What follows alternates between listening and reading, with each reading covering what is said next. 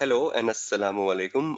I am Kashif Kamran and I welcome you to the Advanced Audit and Assurance Practice to Pass webinar being organized by ACCA Pakistan for March 2020 exam. And today is the first day of this webinar. Now, just before I start on with the proceedings of this Practice to Pass webinar for March 2020 exams, I would first like to formally introduce myself. In terms of my tutor profile, I am Kashif Kamran, a fellow chartered certified accountant.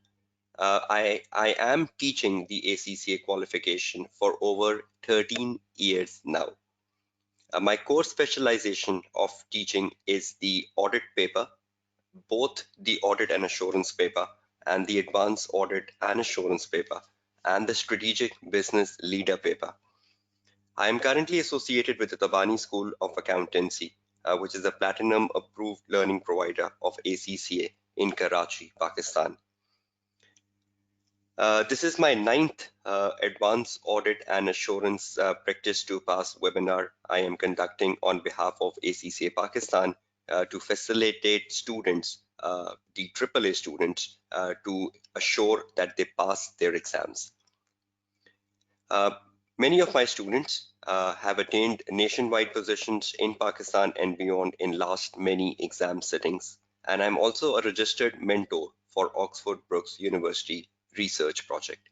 So this is my brief tutor profile, and I'll be starting on with the day one proceedings now for the Advanced Audit and Assurance Practice to Pass webinar.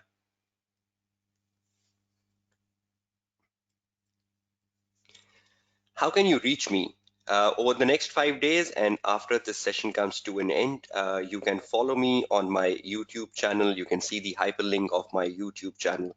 You can follow me on my Facebook page, which is a dedicated Facebook page for AAA, where you can get all the updates about the advanced audit and assurance, all the tips, all the techniques, which can help you pass the AAA paper. So you can actively follow my Facebook page, which is the AAA by Kashif Kamran. You can follow my YouTube channel, which is itself Kashif Kamran, and you can join my student groups, the WhatsApp student groups. You will be getting the link of the WhatsApp group during the course of the webinar today. So you can join the WhatsApp groups so that you can interact with other students who are giving the March 2020 exam. If you have any specific query, you can email me at my email ID kashifkamran@gmail.com. So this is the social interactions you can do with me over the next 5 days and after this webinar comes to an end. Okay, now to the agenda. Practice to pass, how it will work for you. You need to understand there are two very important elements here. One is practice, one is pass, and they both have a correlation. And you need to understand this correlation very effectively in order to get the objective of this session today and over the next 5 days. Now, when we speak of this term practice to pass, there is an element of practice. And in terms of the element of practice, the very first thing when you are practicing the past papers for advanced audit and assurance, you should first be assured that you have read the examiner mindset. If you are attempting past papers in the absence of the examiner mindset, you are not having a quality practice which will enable you to pass. So if you want to have a practice which will enable you to pass, a very important thing is that you read the examiner mindset.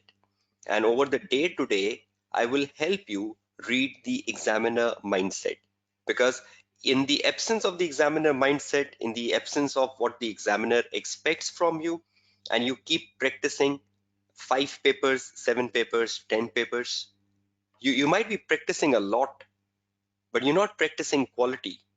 Until the time you're not practicing quality, you cannot be passed, you cannot be successful in the AAA exams.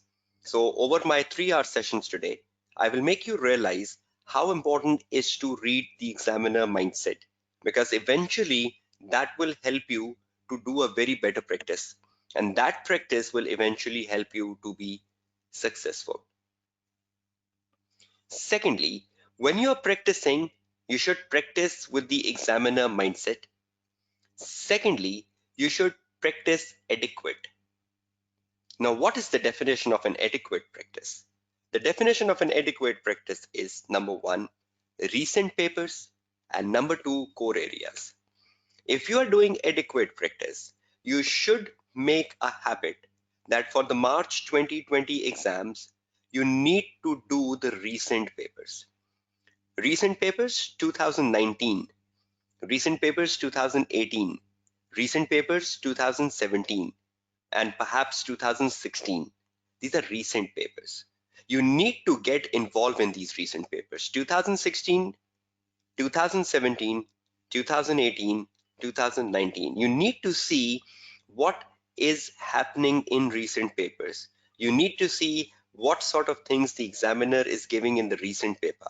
You need to see what sort of cases the examiner is giving in the recent papers. So you need to become habitual of the recent papers before you enter the March 2020 exams.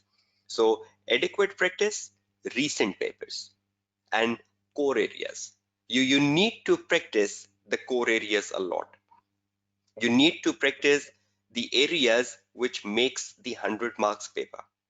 You know the core areas, and I'll be shedding light on these core areas as I progress later into the day one. That you need to practice areas of risk. You need to practice areas of ethical and professional issues. You need to practice areas of evidence. You need to practice areas of procedures. You need to practice areas of reporting, and you need to practice areas of other assignments. These are fundamental areas, right? You cannot just go into the exam hall with less practice of procedures, evidence, risk, reporting, other assignments, ethical and professional issues. So, first of all, when you are practicing, you need to make a habit that you are practicing with the examiner mindset. And that is what I need to develop today. That is what I will be developing over the next 3 hours, that you exactly know the examiner mindset before I take you to the practice. So on the day two, on the day three, on the day four, and on the day five, when I start to do practice with you, at the back of the mind, you should have the examiner mindset. So the examiner mindset comes first, practice comes after, and that practice will eventually lead you to success, pass. So I hope you all uh, note these two essential elements of how practice can help you pass. Is it just quantitative practice? No, it is an adequate practice. Adequate practice of recent papers, adequate practice of core areas. And secondly, the more important thing, read the examiner mindset. I hope every one of you have noted this formula very carefully, because this is the formula which you will start to apply from today. And this is the formula which you will be implementing over the next 1 month prior to you entering the exam hall for the AAA. You're taking this webinar at a very ideal time, right? Because from today to the day of your exam, you exactly have 1 month. And this is an ideal time which can really formulate your strategy. And if you really formulate your strategy today, it will be really wonderful for you to have success in the AAA exams, right? So that is the practice to pass, and that is how it will work for you. So first, read the examiner mindset, then second, adequate practice. So on the day one, read the examiner mindset on and on the remaining 4 days, adequate practice. I hope that objective is clear, right, to all of you. Okay, let's start with the second perspective, the pass rates.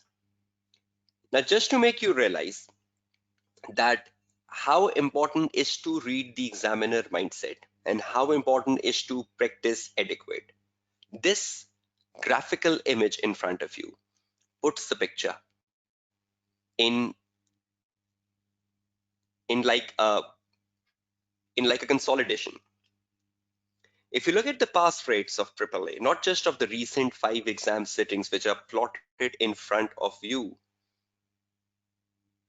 you need to see that the passing rate for AAA is on average 30%.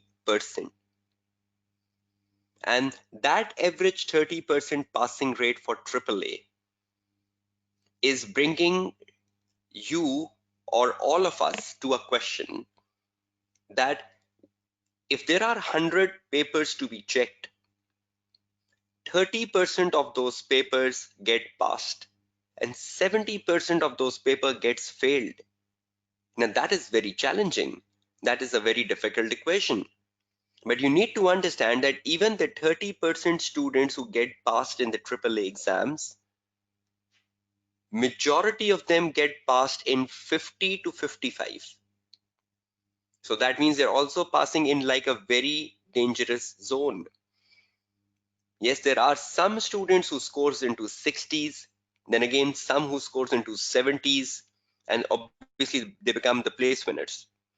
But the majority of the passing students in AAA, a considerable majority, gets passed into 50 to 55. 60s is very good. Into 70s is excellent.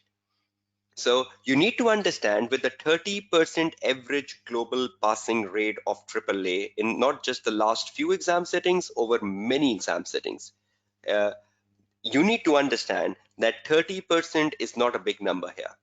And 30% means that 30% students are passing. Most of them are passing within 50 to 55. So that means there is a huge challenge here.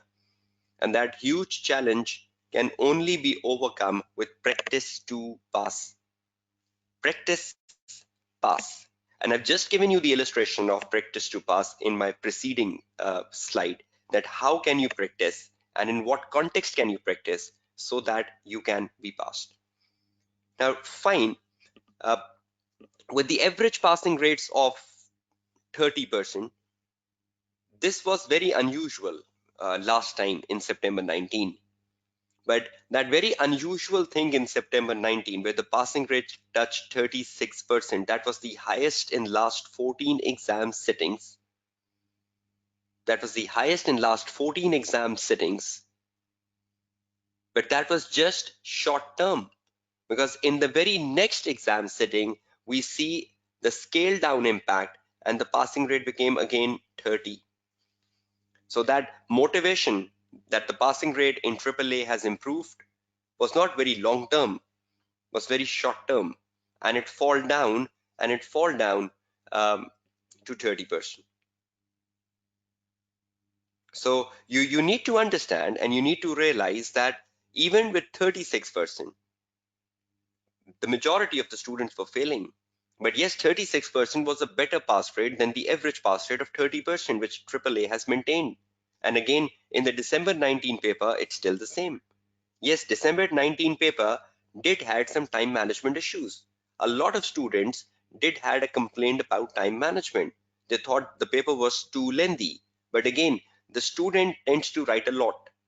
But even for a minute, I accept the student excuse that the paper was lengthy. That was one of the reason why a lot of students failed.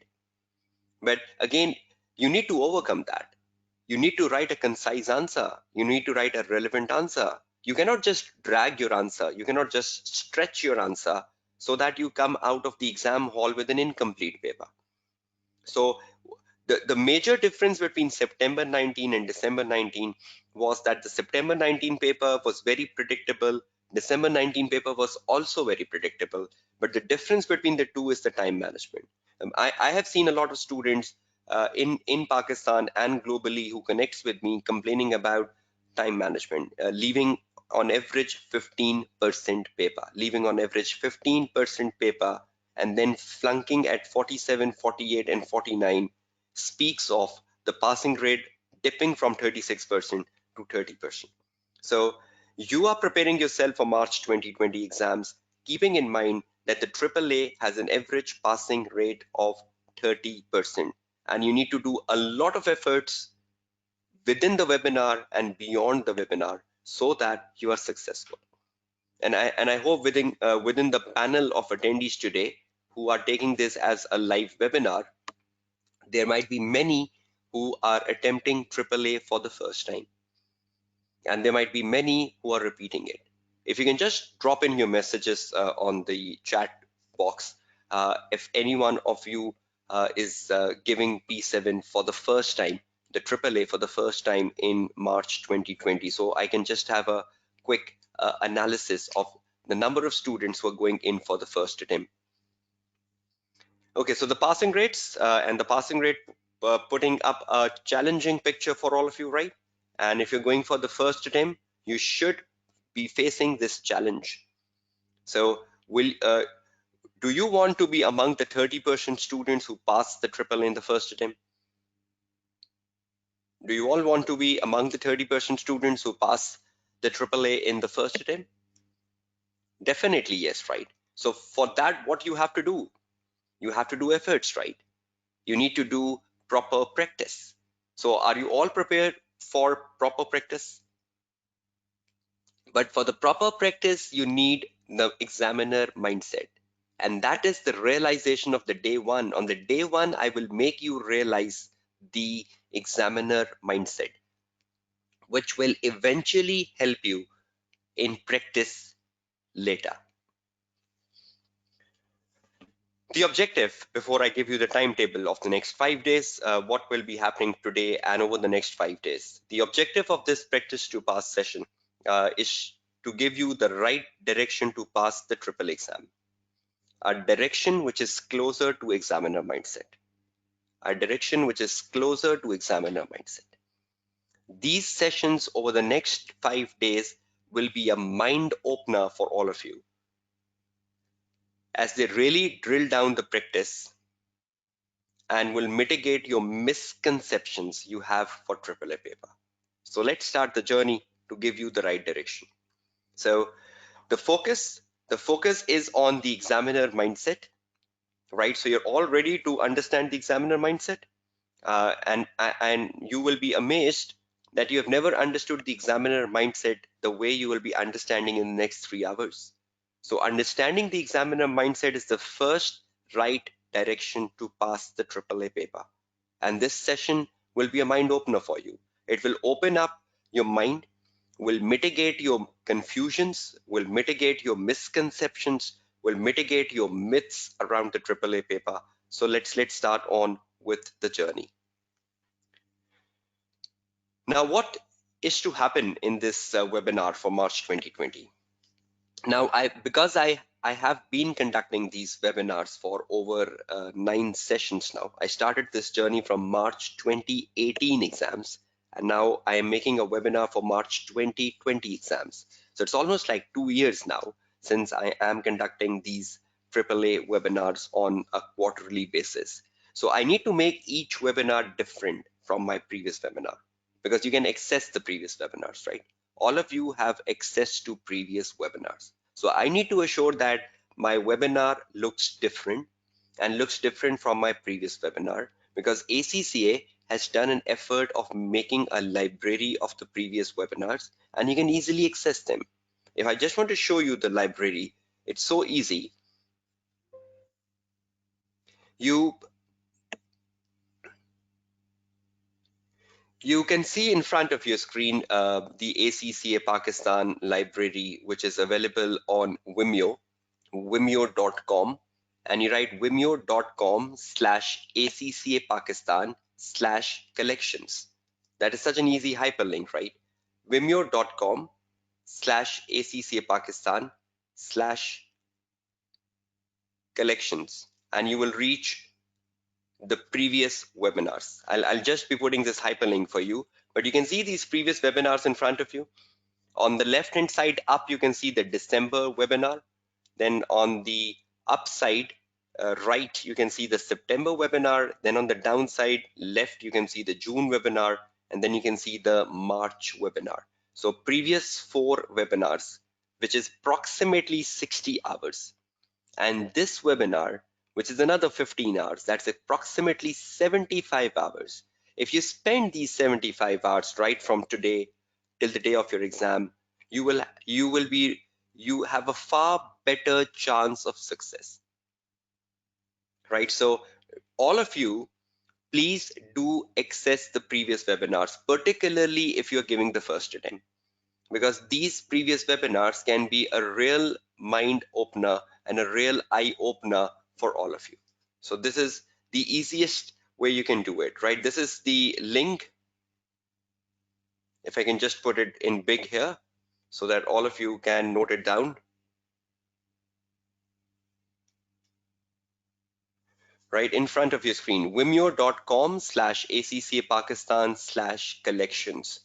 And you put that in your web browser and you can easily access the last 4 webinars.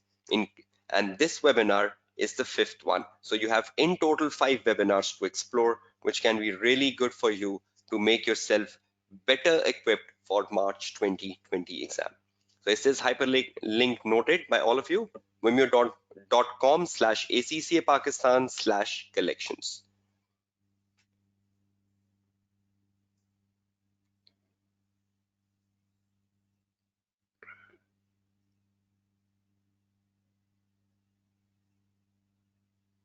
Right, so it's vimeo.com/ACCA Pakistan/collections. It's right in front of your screen, right? Vimeo.com.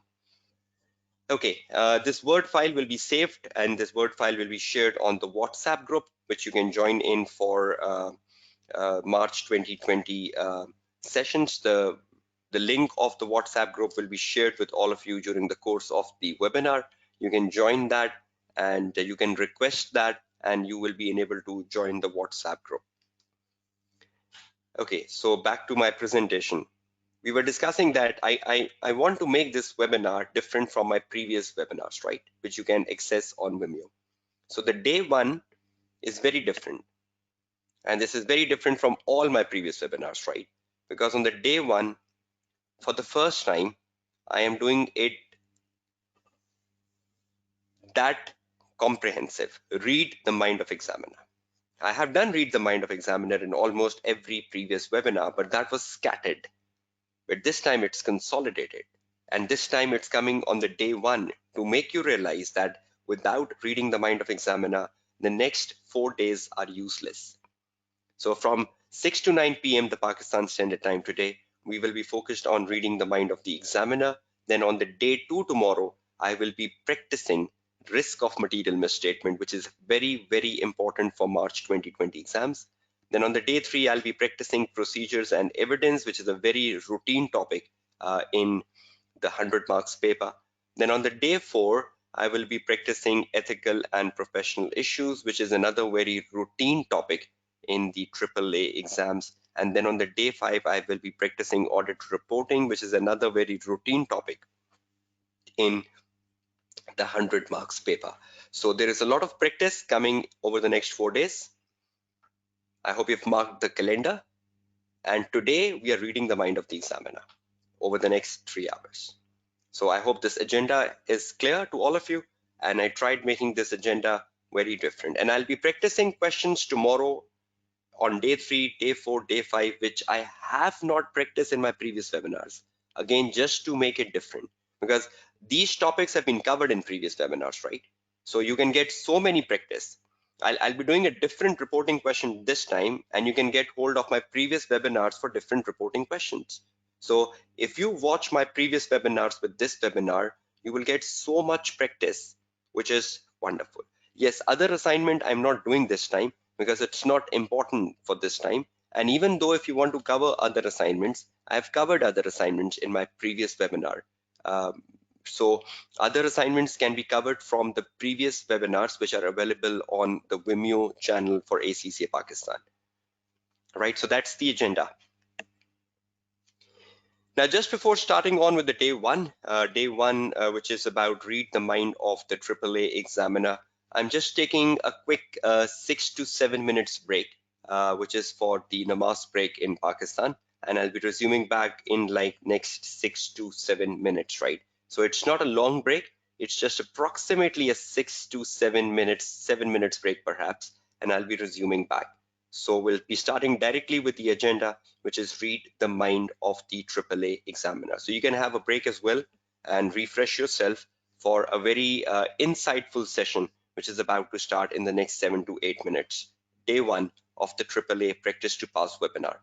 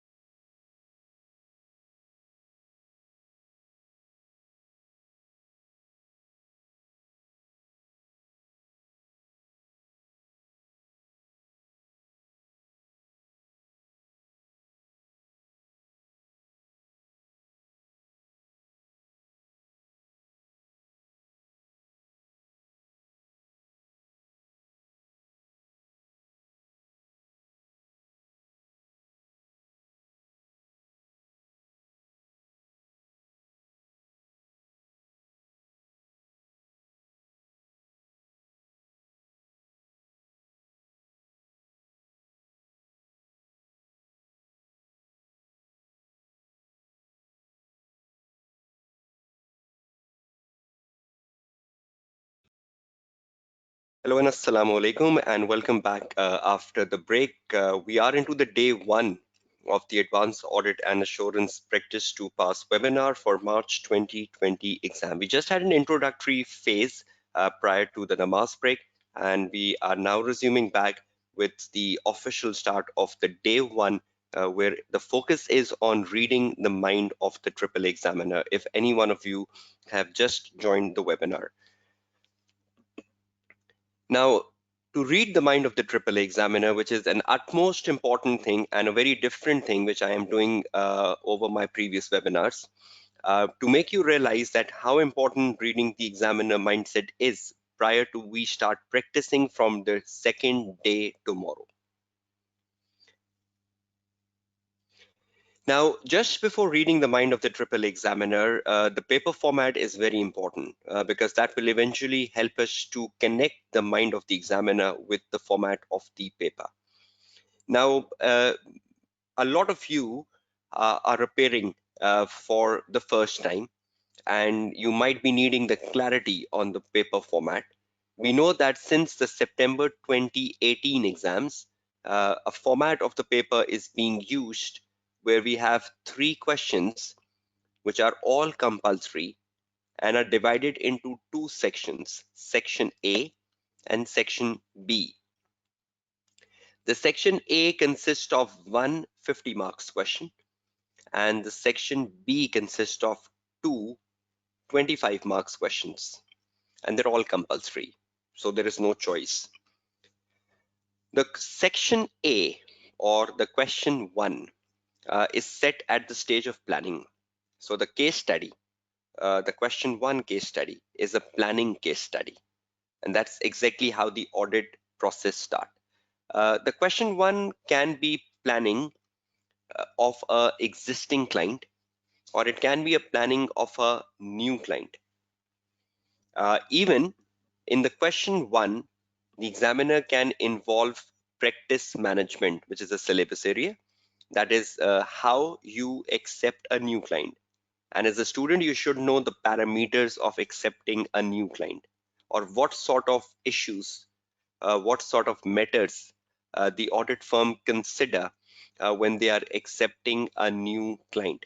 So the question number one, the section A case study, is a planning stage case study, and it is set either for a existing client, a current client, or for a new audit client. And if the examiner wants to involve accepting a new client and the matters relating to accepting a new client into the section A, yes, the examiner can do it.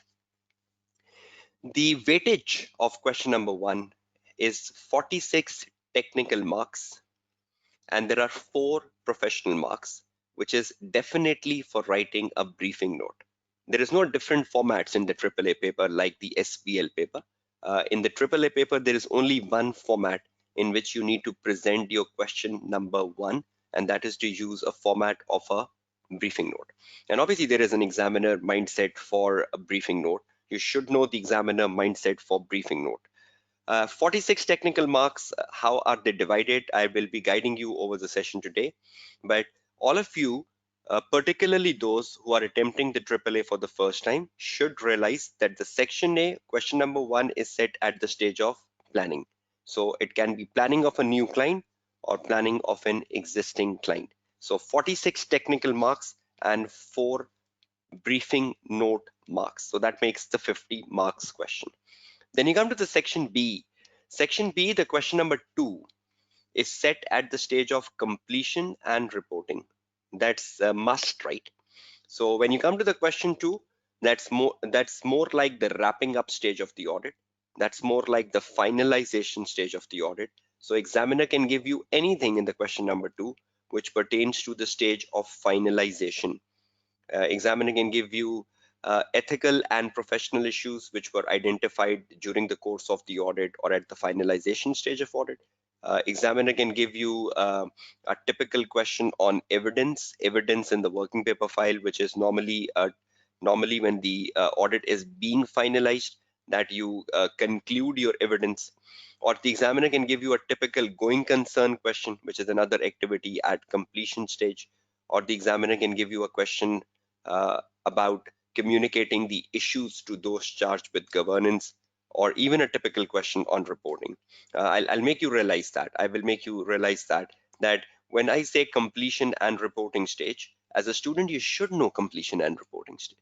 If you're going to exams in March 2020 and you have no idea what happens at the stage of completion, and anything which happens at the stage of completion can come in the exam paper, in the question number two. So you cannot just blame the triple examiner then, because the triple examiner has written a complete article on the completion stage of the audit. And if you're not reading that article, then the student himself or herself is to be blamed. Reporting stage. Examiner do give you reporting question in the question number two, but not 25% marks, not the complete 25 marks are allocated to reporting. Some of those marks are allocated to the completion stage of the audit. And then the question three. The question three is the most open question in the paper. Examiner can ask anything in the question three. But yes, the question three has a very important area known as non-audit services. And a lot of time you've seen in the question three, examiner has given the syllabus area F, which is the non-audit services like due diligence, like forensic. We have seen due diligence in the last exam, December 19. Just in the second last exam, September 19, we have seen forensic. So examiner has a capacity of giving other assignments, non-audit services in the question number three. But apart from that, even we have seen December 18 exams, money laundering came in the question number three. So examiner, even the current issues, uh, the new articles can be encashed in the question number three. So question number one is very defined, right? Question number two is very defined. Question number three is also defined, other assignments, but not every time other assignments comes in. But if another assignment does not comes in, then the question three is the most open-ended question in the paper. I hope all of you, particularly those who are giving AAA for the first time, are clear on the structure of the paper format. If I can get your quick feedbacks on that, because I will be exploring this paper format over the next 2 hours in line with the examiner expectations. So question number one at the planning stage, question number two at the completion and reporting stage, question number three can have non-audit services, but it's the most open-ended question.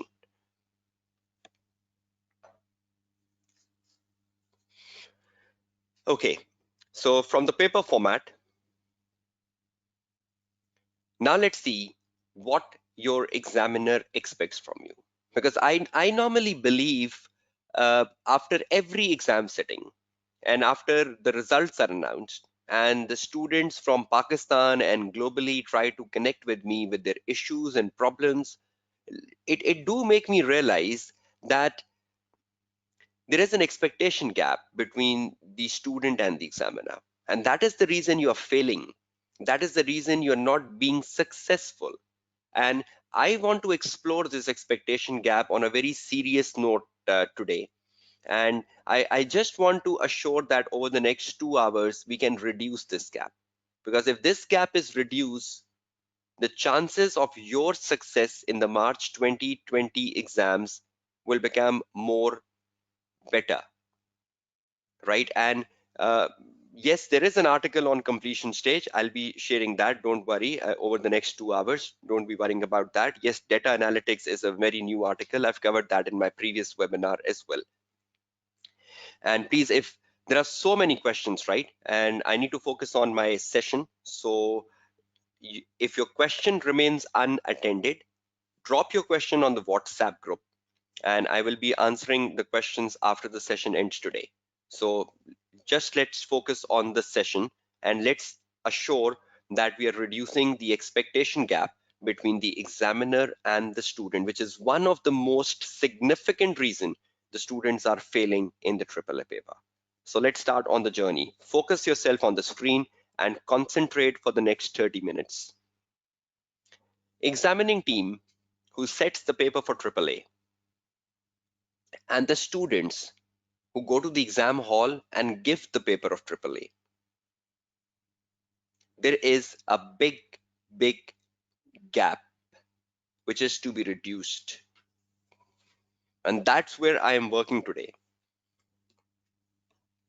Over the next 2 hours, you will realize that how important is it to reduce it, because examining team has a certain expectations from students, and the student community is not meeting those expectations.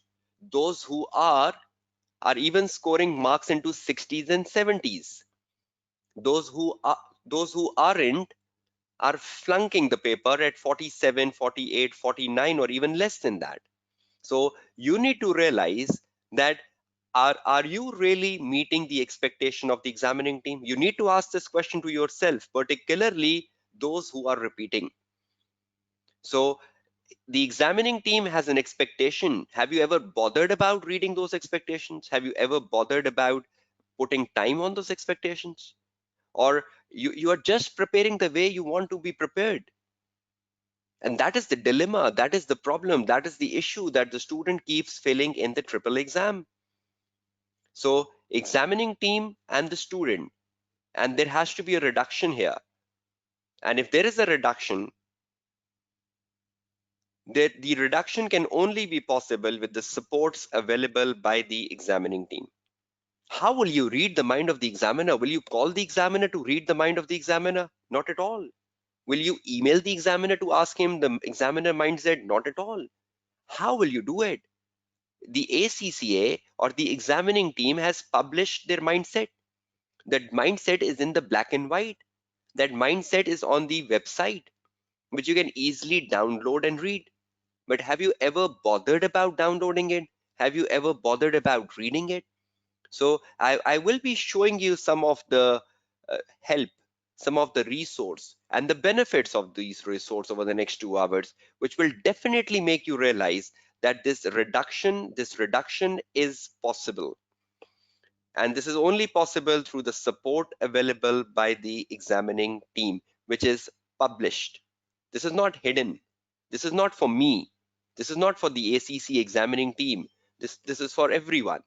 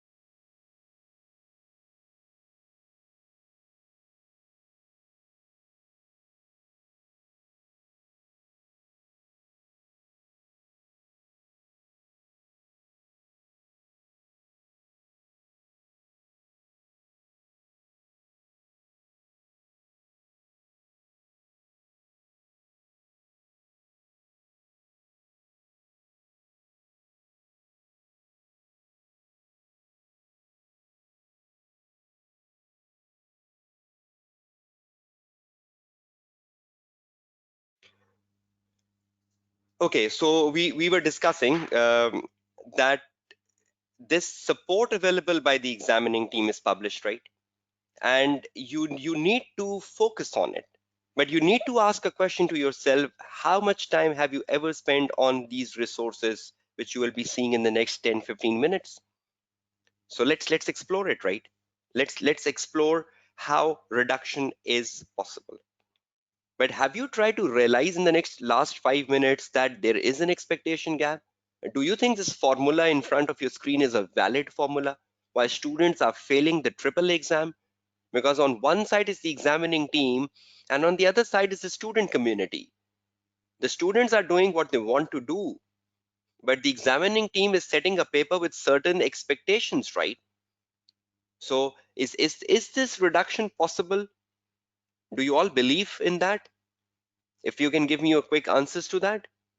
Do you believe this reduction is possible and this reduction can help you pass the paper? So are you all very focused on how this reduction will work? And once the day ends today, will you all be working on this reduction?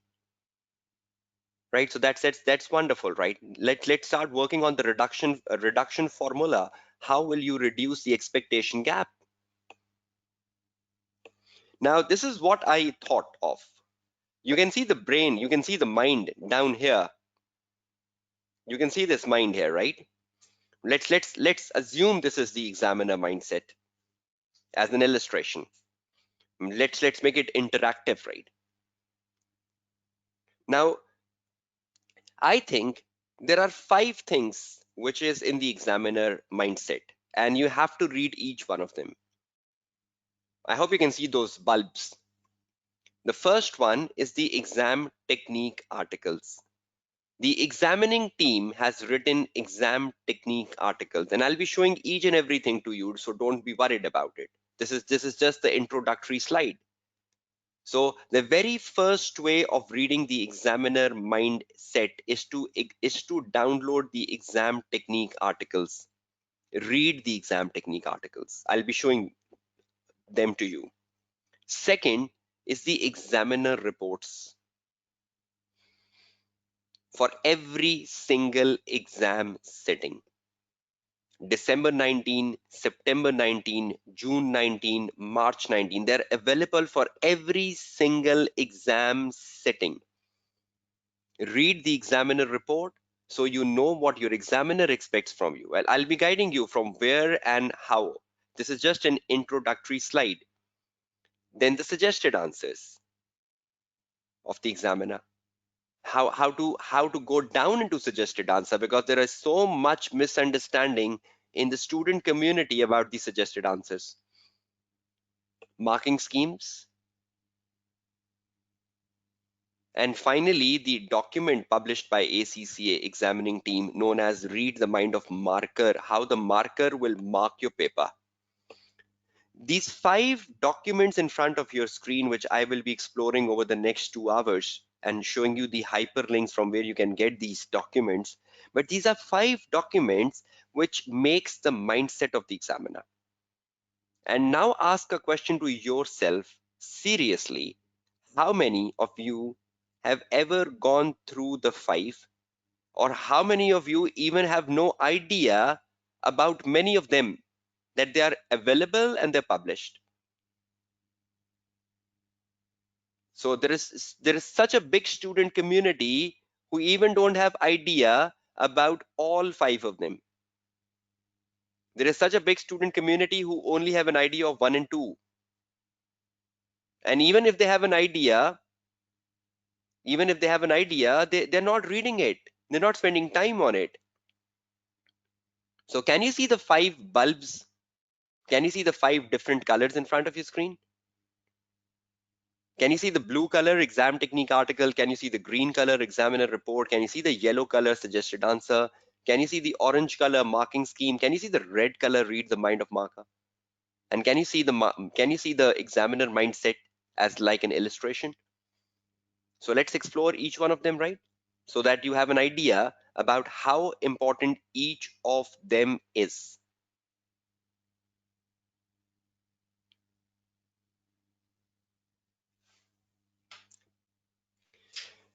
Now, what you need to do, you have 1 month for exams, right? That's a lot of time. Take a file, take a box file today, and in the box file, have 5 segregations: the blue, the green, the yellow, the orange, the red. And in those 5 segregations, have the 5 mindsets of examiner. Number 1, you should have 5 technique articles. I'll show you from where will you get those 5 technique articles, but you should download these 5 technique articles, take a printout and put that in a file. Examiner reports, I'll show you from where you will get that, but you need 4 recent examiner reports only. 4 recent examiner reports. I'll tell you which one. You download them, take a printout, and put that in a file. Suggested answers, 4 recent suggested answers. Not all, 4 recent suggested answer. Take a printout, put that in your file. 4 recent marking schemes. If you download 4 recent answers, automatically at the end of the answer is the marking scheme. So eventually, if you download 4 suggested answers, you are automatically getting 4 recent marking schemes. And then just one document, which is known as read the mind of marker. So I'll be showing you the hyperlinks when the session gets down today. Download them, take a printout, put that in a file, and what I have taught you today, start to read them. And you will be amazed after 3 days, 4 days, that this file you are maintaining, after 3 days, after 4 days, you will think this file can enable me to be successful. This file can help me to be successful. So is that structure of a file clear? Exam technique articles, 5 of them. Which 5? I'll just be guiding you. Examiner reports, recent fours, where to get them, I'll be guiding you. Suggested answers, recent 4, where to get them, I'll be guiding you. Marking schemes, recent 4, where to get them, I'll be guiding you. One document known as read the mind of marker, where will you get that, I'll be guiding you. But this is your responsibility, right? To maintain a very proper file. So that's on your part. And I am trusting you that all of you will maintain this file in the next 24 hours. The next thing. Firstly, you need 5 exam technique article. So in the very first thing you will have in your file is the 5 exam technique articles. I hope you know that your examiner has written 5 technique articles. You can see the hyperlink of those technique articles under my presentation. And this presentation is being shared with all of you. So you can just click this hyperlink or copy this hyperlink or type this hyperlink and reach the destination where the technique articles are available. 5 technique articles on number 1 on ethics, number 2 on risk, number 3 on accounting issues, number 4 on procedures, number 5 on reporting. And you know these are core areas. You know this has to come in a 100 marks paper. So is it not better you know the technique to write an ethics answer? How will you meet the examiner expectation in an ethics answer? Can you meet the examiner expectation in an ethics answer? Yes. If you read the technique article part 1, can you reduce the expectation with the examiner in a question on risk? Are you writing the risk answer rightly? Are you writing the risk answer the way your examiner expects from you? You can read the technique article part 2. Are you writing the accounting treatment in a very proper manner? So many times in the AAA paper we need to write an accounting treatment. Are we writing the accounting treatment in a proper manner? Read the part 3 article. Are we writing the procedure in the right manner? Read the part 4 article. Are we giving a right answer to a reporting question? Read the part 5 article. Do you all believe ethics, risk, accounting issues, procedure, and reporting is fundamental part of your 100 marks paper?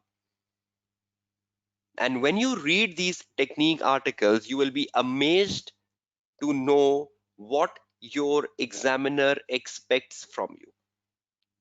Let's show you an example. These 5 technique articles are available right on the ACCA website. It's so simple. Even if you go on Google and you simply write on the Google AAA technical articles, as simple as that. AAA technical articles on a search engine. AAA technical articles on a search engine, and you press enter. The very first link you get on Google the very first link you get on Google, that is AAA technical articles. Click that and you reach the place. I've also already shared the hyperlink right on your slides.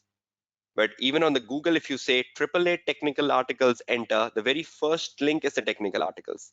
Now, when you reach the technical articles, which is right in front of your screen, you can see the first five articles. The first five articles are technique articles. Read the titles. It says Exam Techniques for Advanced Audit and Assurance Part 1, Exam Technique for Advanced Audit and Assurance Part 2, Exam Technique for Audit and Assurance Part 3, Exam Technique for Audit and Assurance Part 4, and Exam Technique for Audit and Assurance Part 5.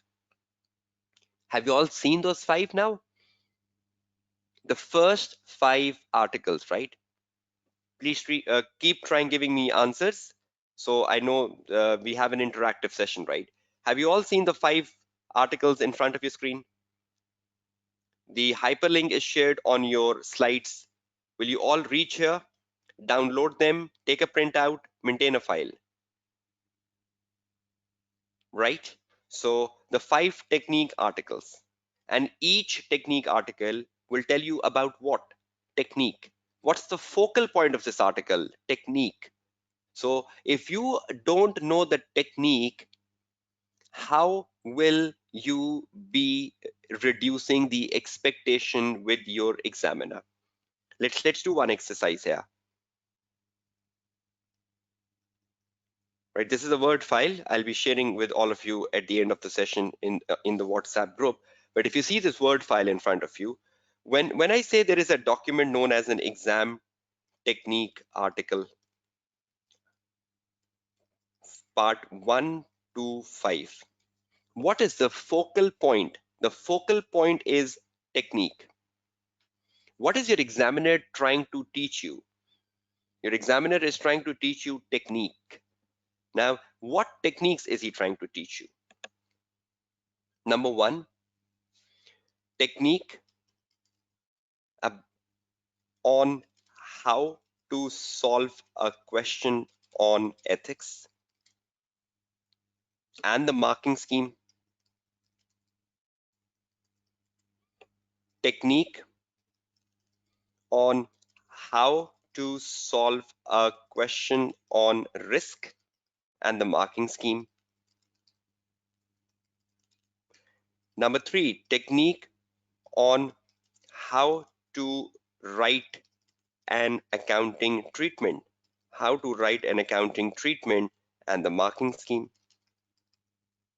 Number fourth, technique on how to write a procedure and the marking scheme. And lastly, technique on how to answer a reporting question and the marking scheme. Are you understanding the importance of these five articles? They're not giving you a study material, right? They're giving you a technique. Technique means an exam technique. You're getting to know the marking scheme, because a lot of times students ask, what is the marking scheme of ethics? And you're amazed that the student has not read the article.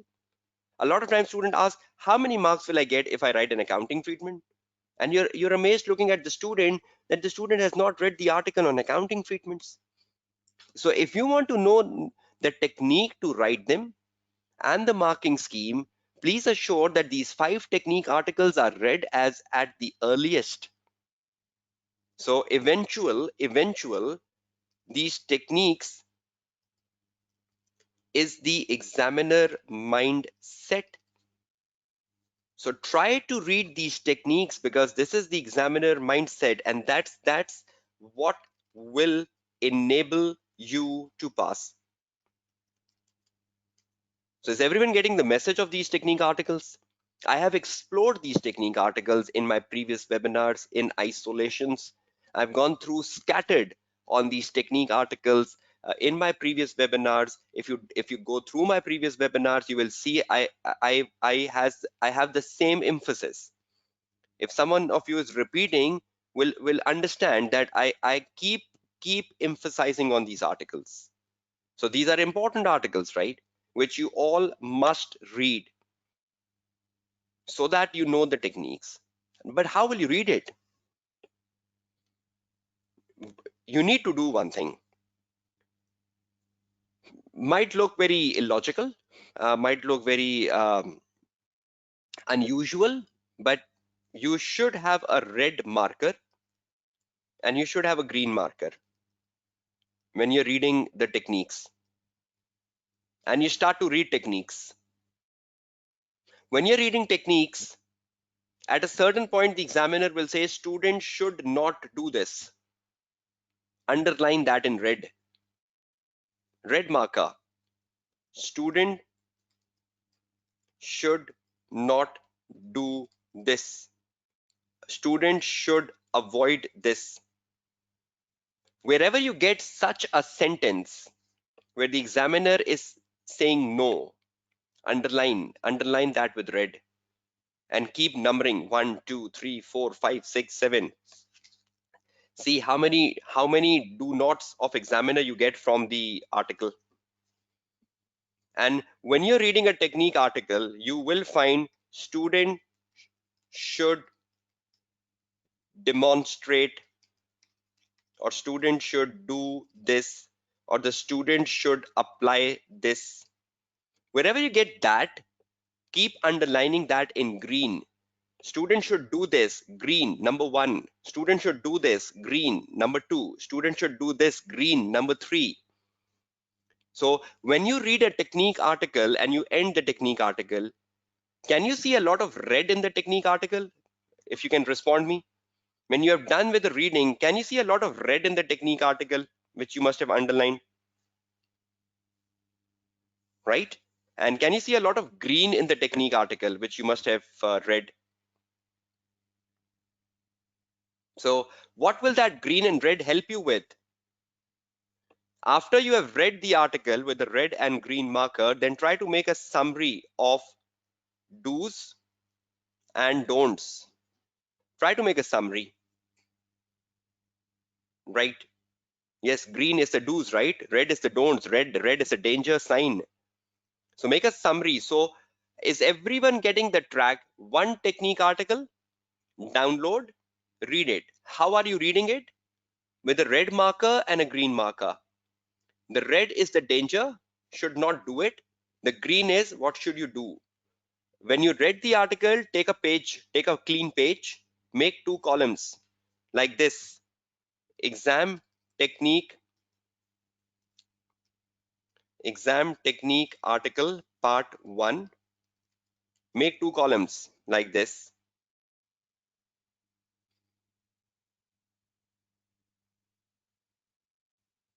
Make 2 columns like this.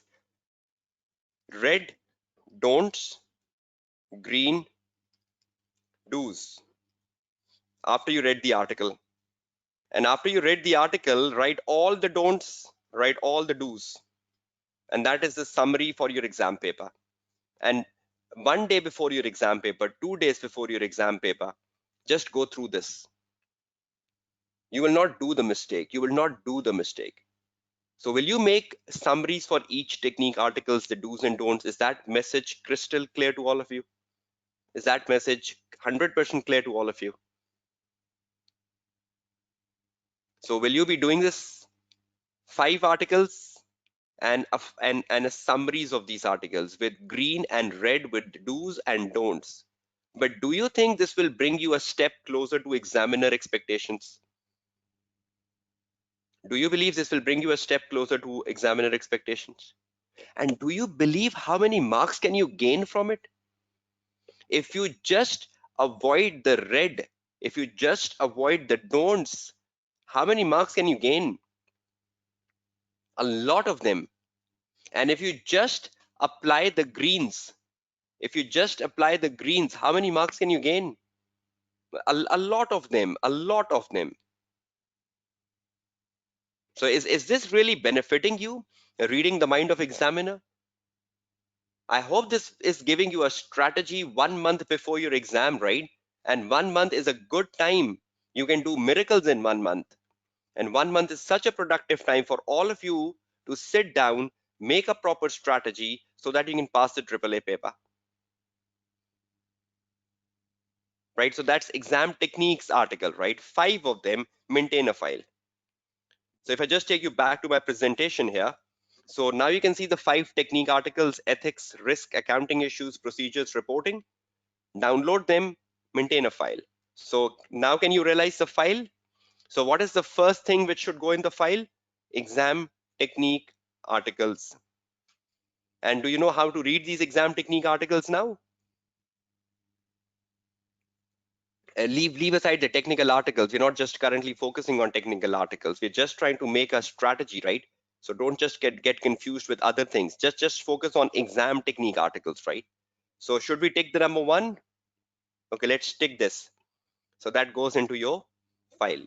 Okay, the second thing which should be in your file is the examiner reports. Recent 4, because there are so many. The so many can waste your time, but just a 4 of them can be really helpful. Let's see how and in what context.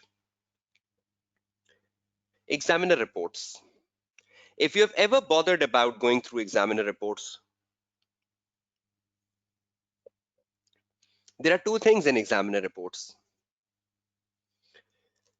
Examiner report covers weaknesses of the students, which they have done in the question number 1, in the question number 2, in the question number 3. I'll just show you an illustration of an examiner report and you will be amazed how detailed an examiner report is.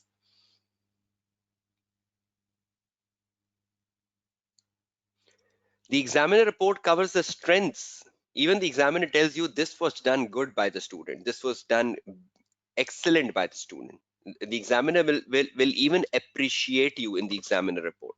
And the examiner will also criticize you in the examiner report. So you will see a lot of appreciation of the examiner, which is again something you can underline with green. See, I've already used a green color. And the weaknesses, something where the examiner is criticizing you, you can use the red color. And at some places, the examiner will recommend you that in the future, when you give exams, don't do this. So there will be a lot of value additions, recommendations. So examiner will not just tell you what student did bad in December 19 or what student did good in December 19, but the examiner will also tell you that when you come for March 20, you should do this. So it's quite a productive document, which is known as examiner reports. Again, the hyperlink of examiner reports is given under my presentation here, which can help you reach the destination where examiner reports for AAA are available. Let's give you the practicality of this. Again, when you go on the Google write AAA examiner reports. Just like you write AAA technical articles, on the Google write AAA examiner report and press enter. The very first hyperlink you get through Google, you click on that and you reach the examiner report section, which is known as the examining team guidance. I hope you have seen it, or perhaps you might be looking it for the first time. How simple that is? AAA technical articles, enter the very first link, click it. AAA examiner report on the Google, enter the very first link, click it, and you reach here, examining team guidance. And you go down and you will see the examining team guidance. Last 4 attempts. So last 4 attempts means that you need to download exam technique guidance for December 19, 1, September 19, 2, June 19, 3, and March 19, 4. So how many examiner reports are you downloading? 4. December 19, September 19, June 19, March 19. Now what will you do when you download them? Let's illustrate that. But is everyone clear? Where is the examiner report? Can you reach the destination examiner report? Okay, and can you download them easily, the four of them? I hope a lot of you must be downloading it for the first time. A lot of you might even be having an idea, okay, this is a document available. I have no idea this document is available, right? So on the Google, just type AAA examiner report, enter. You get the first link on Google, click that, and you reach the page, examiner guidance. I've also given the hyperlink right on the presentation slide. Okay, is everyone clear on that? For December 19, September 19, June 19, and March 19. Now I'm giving you illustration of one so that you know exactly what you need to do.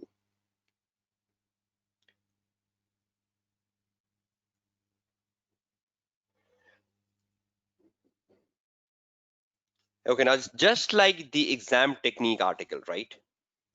When you download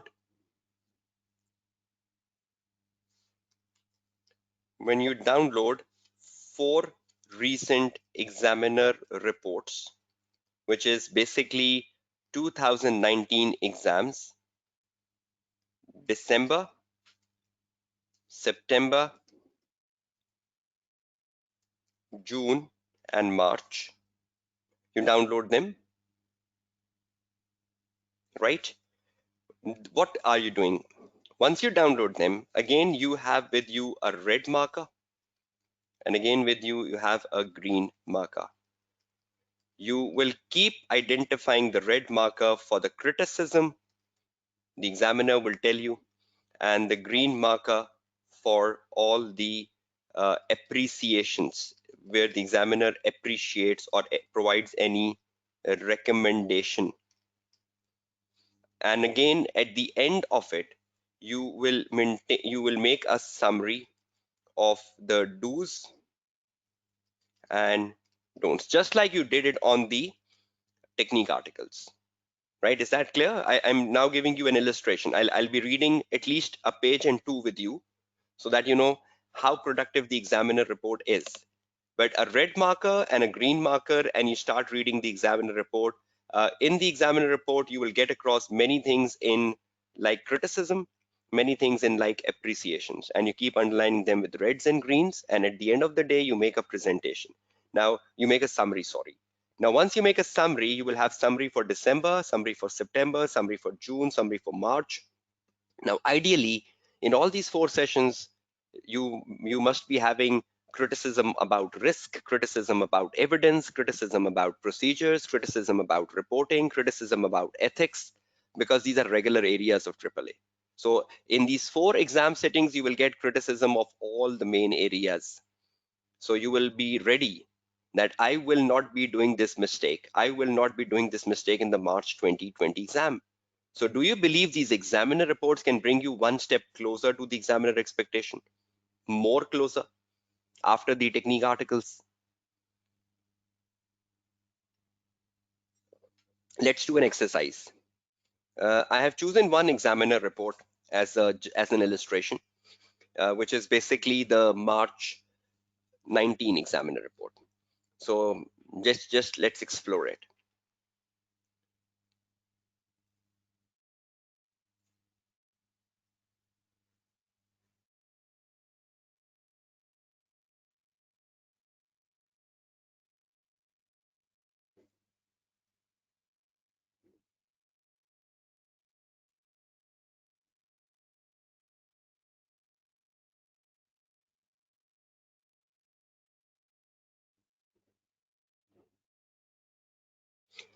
Okay, now right in front of your screen, you can see this examiner report, right? This is the examiner report of March 2019 exams, which is very recent, the four recent you have to download. Now, whenever you read an examiner report, this is such a productive document, and I'm just reading 1 and 2 pages with you just to give you a track that you will follow it. The examiner, first of all, in every examiner report, the examiner will first give you an idea about the journal comments. These are journal comments of the overall exam setting, not specific to a question, right? Now, if you can just see that while I was reading it, I underlined something in red, which you can see right in front of your screen. It says, however, the ability to apply knowledge appropriately rather than simply stating a learned point is still not demonstrated by a majority of candidates. He's criticizing, examiner is criticizing that the students simply apply the learned knowledge. They don't apply what is being asked for in the case study.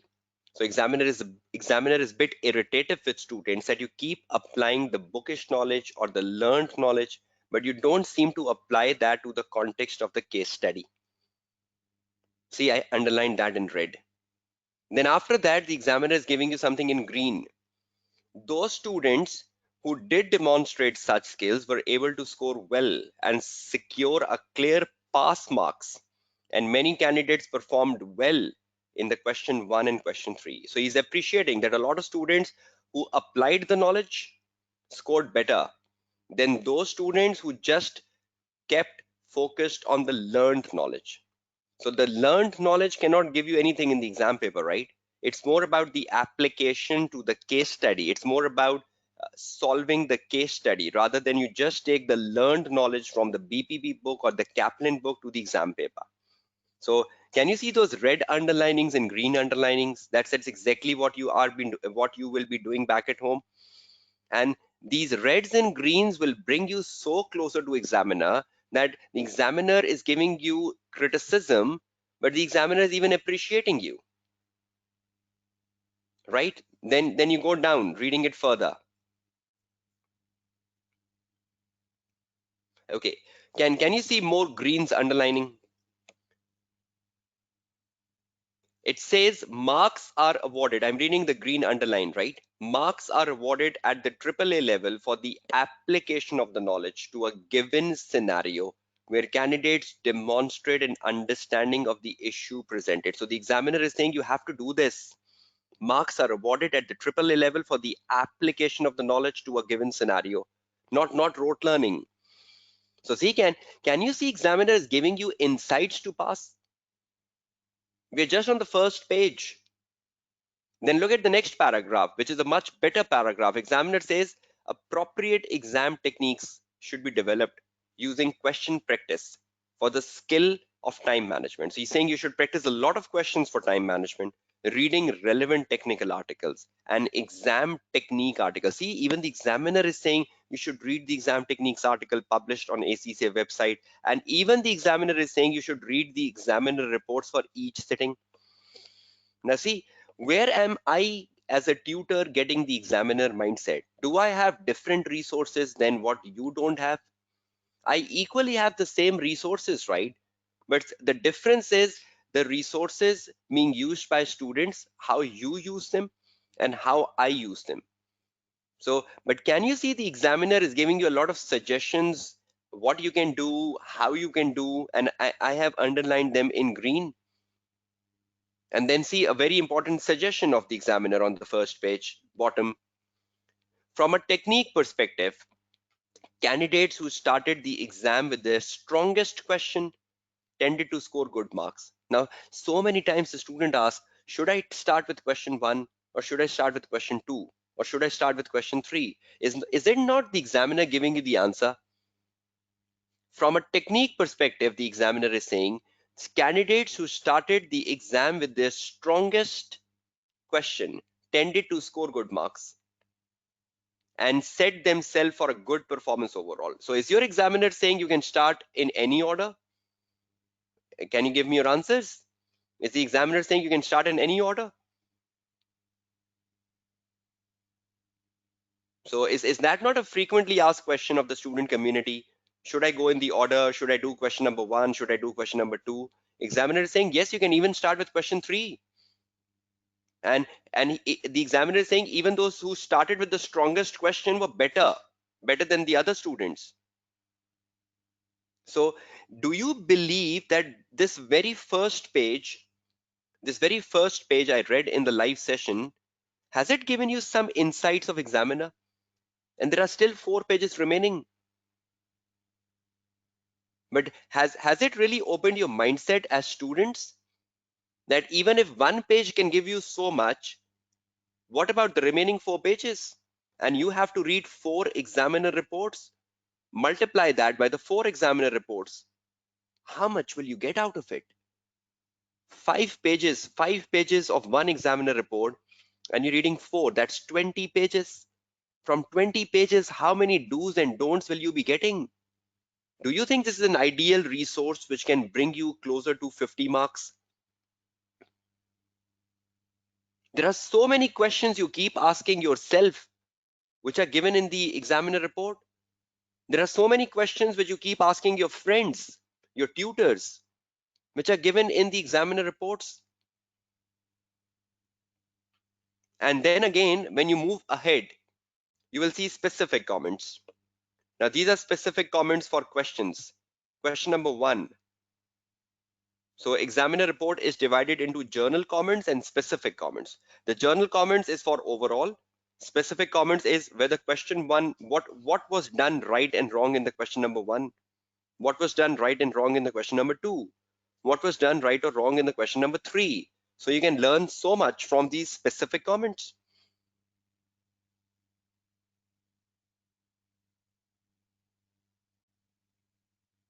See, the examiner over here is also telling you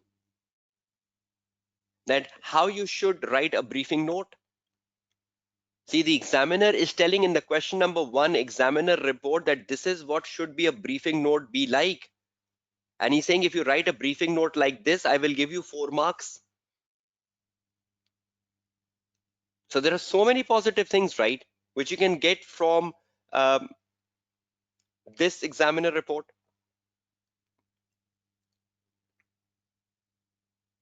Right, so will you make a habit of downloading it, reading it with reds and greens, identifying the weak points, identifying the strong points?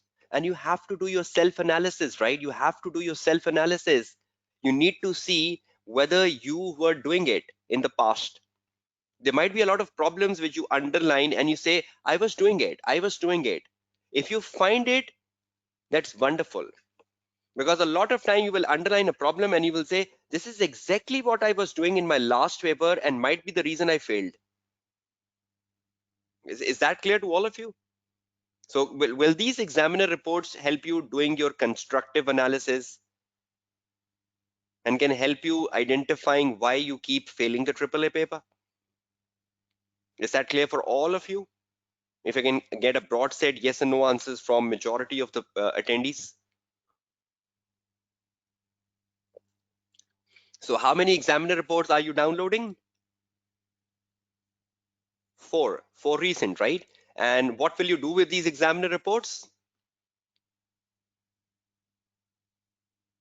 What will you do with these examiner reports? You will do the do's and don'ts analysis, right? With which color markers?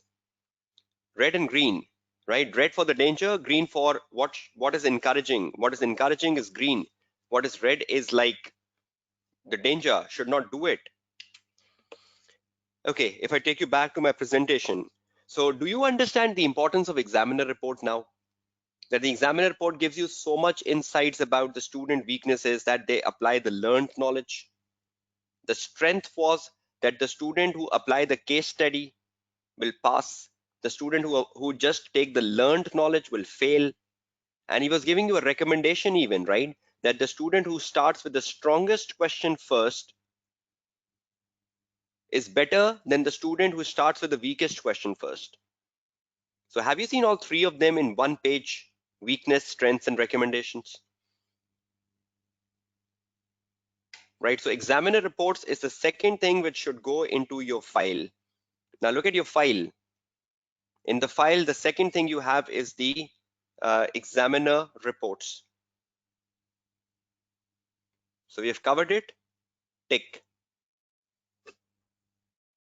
Okay, now comes the most important thing where the student community has so many misunderstandings, so many misconceptions, so many myths the student community has made around examiner answers, suggested answers. How many suggested answers are you downloading? Recent four.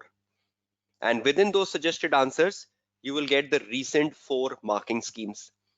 And recent four paper means in all the recent four papers, you will get questions on risk, procedures, evidence, reporting, ethics, which is all the core stuff of the AAA paper. Examiner answers, right? Suggested answer. I think this is the most sought after source. I think this is the resource which mostly student download. Examiner answers. I think this is better among the student community, right? Because I think the most important resource the student community download is suggested answers. Let's see what you do wrong with suggested answers. Suggested answers. Before I do an analysis on the suggested answer and help you guide you what you should be doing on suggested answers, when you are reading the suggested answer, there are some don'ts which needs clarity.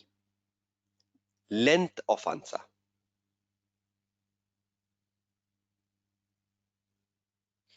A lot of times students download the suggested answer and the stress level increases.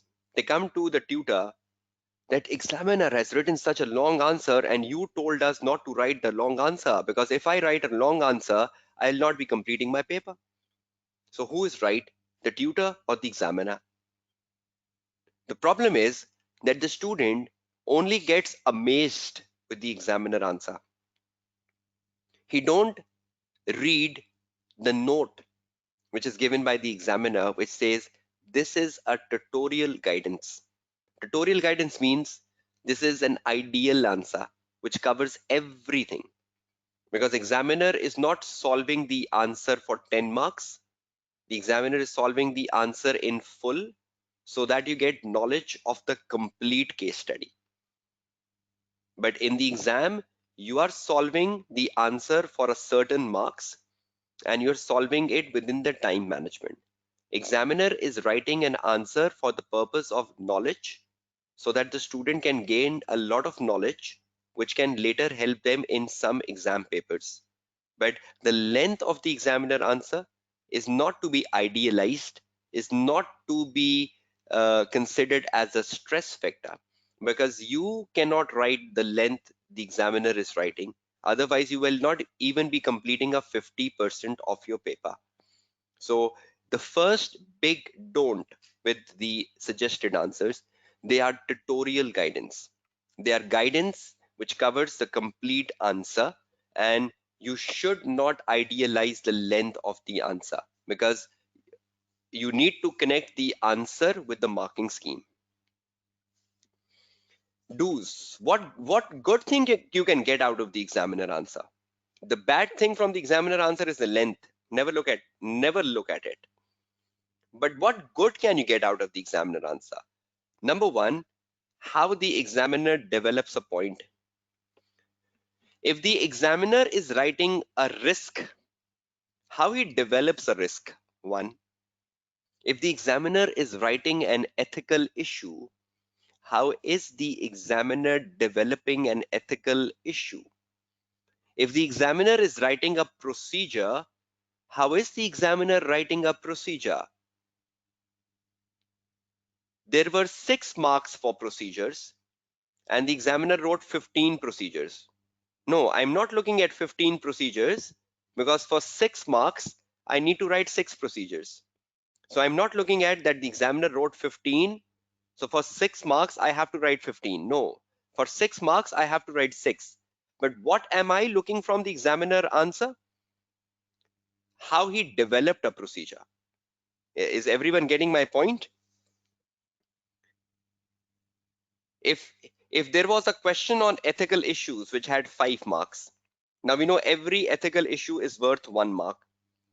And so if I am writing an answer on ethical issues for 5 marks, I will be writing 5 ethical issues because every ethical issue is 1 mark. But when I see the examiner answer, the examiner might have written for 5 marks, eight issues. And I will be confused. For 5 marks, should I be writing 8 issues? No. For 5 marks, you are writing 5 issues. But what are you learning from the examiner answer? How he develops an ethical issue, how he writes an ethical issue. So, can you see the development of an issue from an examiner answer? How he develops a risk, how he develops ethics, how he develops procedure, how he develops reporting.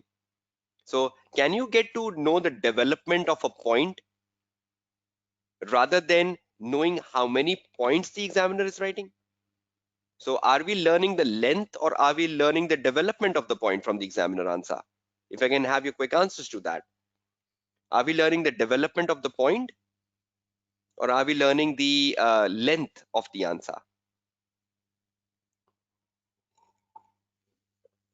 And is everyone clear what development of a point means? Okay, number two, presentation of the answer. How the examiner presents the answer. Do he makes paragraphs?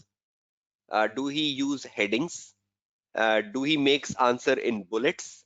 Where does examiner make answers in bullets? Identify that. Where do examiner write answers in paragraph? Identify that. If you see examiner writing procedures, you will see examiner writing procedures in bullets. If you see an answer of risk, you will see examiner writing risk in a paragraph. So can you learn the presentation from the examiner answer, where to write in bullets and where to write in paragraph rather than asking the tutor, where should I use a paragraph and where should I use the bullets?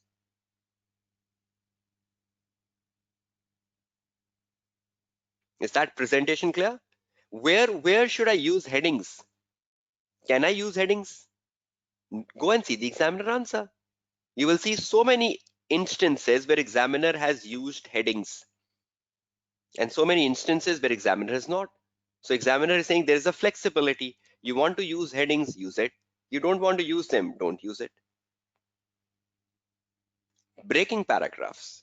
How does examiner breaks paragraph? Does he keeps writing and writing and writing and writing like student does? Or does the examiner break paragraph after like 2 to 4 sentences? You must have seen examiner keep breaking paragraph after like 2 to 4 sentences or like after 4 sentences.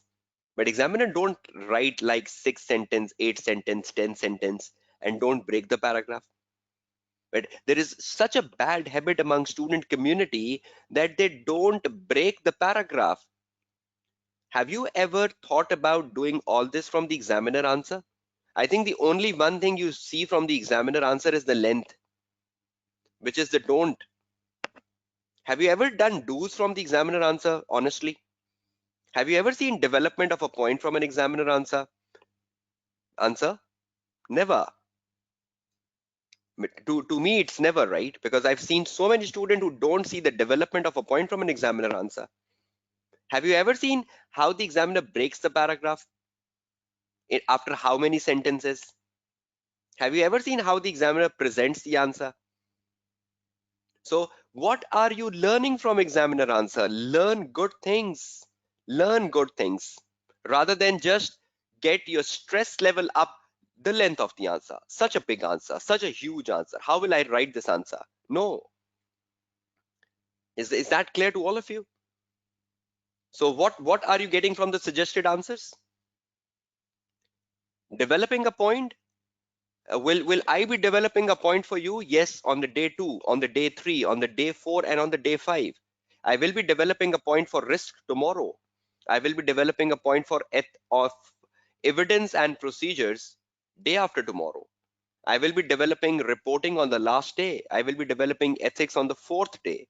So will I be guiding you on all this? Yes. So day 1 is just the formation, right? Day 2 is the practice.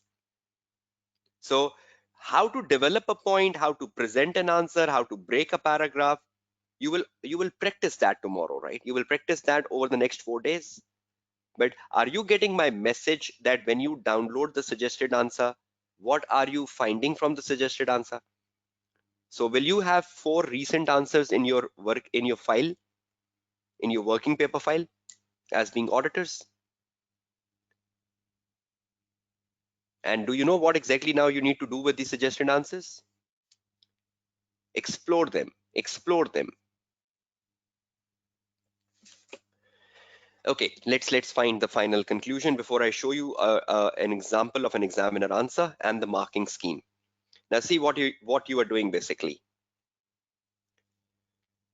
When you download 4 recent examiner answers of the 2019 exams, what are you doing? Number one, explore them to see how examiner develops a point, present a point, break a para for risk, ethics, procedures, reporting, evidence, and other areas. So once you explore the examiner answers, will you be able to know how the examiner develops a point for risk? What he do? What sort of things he do when he's developing a point in risk? For example, when you see the examiner developing a point on risk, he focuses on risk, why it is a risk, and the implication of risk on the financial statement. If it is a audit risk question, or if it is a risk of material misstatement question. So how the examiner develops a point? Examiner first speak of the risk, then justify why it is the risk, then the implication of the risk on the financial statement. And I'll be doing this exercise with you tomorrow. Or if the examiner is answering a question on ethics, then the examiner will first tell you that, okay, the examiner will first identify the ethical issue, will then justify why it is an ethical issue, identify the relevant threat, which is self-review, self-interest, whatever, right? So ethical issues, justify why it is an ethical issue, identify the relevant threat. And that's what examiner do for an ethical issue and for everything. So you're not going deep inside examiner answers, right? You're just trying to find the best things from the examiner answer, because if you go deep inside examiner answers, you might get lost. Don't go deep inside. Just do a surface analysis. Just like find how he develops a point and exit. Don't go deep inside. So try not to spend a lot of time on examiner answers, but at least try to spend some time so that you find the development of a point, the presentation of the point, and the breaking of the paragraph. Is that clear to all of you?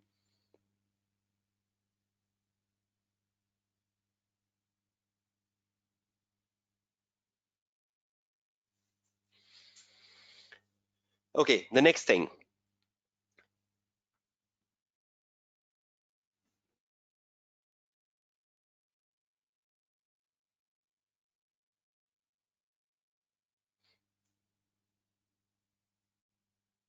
Okay, if I just show you one of the example, see, suppose I find one of the examiner answer like this one, the most recent one. See, these are answers, right? And when you look at these answers, what can I take from answers? Question number one. From question number one, what I can take? At least I can take how the examiner starts the briefing note. I can take this tick. So at least I know a briefing note starts with a briefing note 2 from subject introduction. At least I can take this right. But how the examiner wrote an introduction? No, I'll write my own introduction. But at least I know this is how the examiner starts the briefing note. Then the examiner has used the headings. Okay, I will use the headings. Number 2. Okay, now how the examiner wrote the risk? Okay, this is how the examiner made a structured paragraph. Can you see the breaks of paragraphs? Are they very lengthy paragraphs here? Or has the examiner broken paragraphs very structured, in a very structured manner? So what are you picking from examiner answer? The presentation, the structure? You're not you're not just reading them through. You can read them for the development of a point, but you cannot. Can you write exactly the examiner wrote? Otherwise, the passing rate would have been zero. So ultimately, you need to write your own answer, and the examiner, if the examiner is pleased with your answer, examiner will give you 50 marks. But can you just rote learn the examiner answer and go to the exam hall?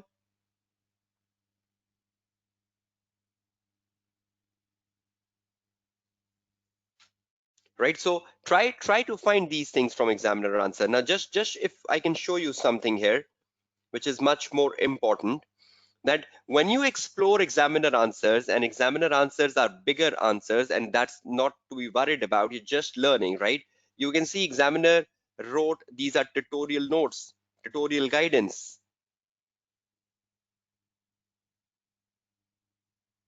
See, when the examiner is writing additional informations, examiner is writing additional informations, right? Examiner is writing them in bullets. Can you see examiner has used bullets, additional informations?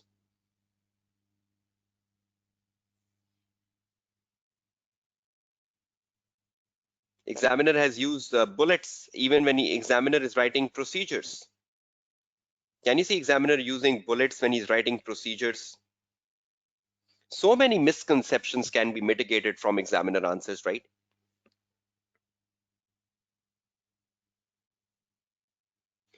Okay, the last thing from these examiner answers. See, when the examiner is working on ethical issues,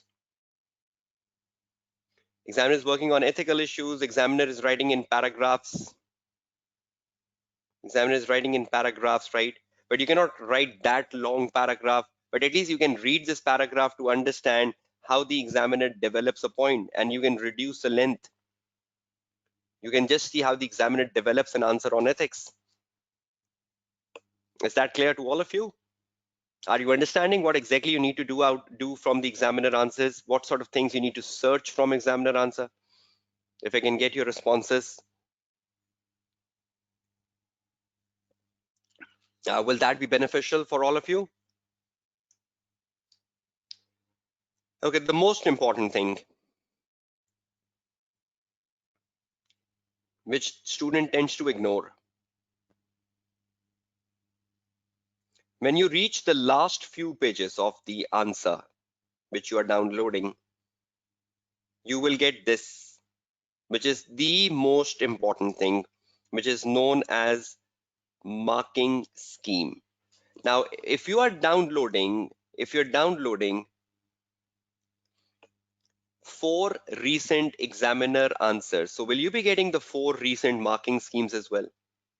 So will you get to know the marking scheme for risk, the marking scheme for procedure, the marking scheme for ethical issues, the marking scheme for reporting? So examiner is giving you the marking scheme for audit risk. For example, he's telling, see, it is important for all of you to understand one thing, that when you write your answer on audit risk, for example, you're writing an answer for December 19 paper at home, right? And you downloaded the December 19 paper and you wrote your answer. Now you want to see, am I writing the right answer or the wrong answer? You will not just go back and reconcile your answer with examiner answer. Rather than the points you note in your answer, you will reconcile that whether my points are reconciling with the points given here. See, this is the examiner telling you that these were the risk in the December 19 paper, right? Examiner saying these were the risk which were there in the December 19 paper, like 1, 2, 3, 4, 5, 6, 7, 8, 9. You need not to write all 9 of them, but the examiner is saying these were maximum risk which were there in the December 19 paper. Now, when you wrote your answer, and you wrote like 6 risk, and you go and reconcile your examiner answer, and the 6th risk you wrote were in the list here. Suppose you wrote a risk, asset held for sale, and you find the risk here. You wrote a risk for government grant, and the government grant risk was there. You wrote a risk on the audit committee, and the audit committee risk was here. You need to reconcile your points with the examiner points, not the answer. If 50% and more than 50% of your points are reconciling with examiner points, you are a good student. If 50% and more of your points are reconciling with examiner points, you're a good student. Less than that, you need to practice more. Are you getting this message clearly? That when you write your own answer on risk and you want to see whether I have identified the right risk, reconcile the risk you have identified with the risk given in the examiner answer scheme. And if the examiner answer scheme contains the risk which you have identified and the examiner has also mentioned, then that means you have identified a good risk. Is that clear to all of you?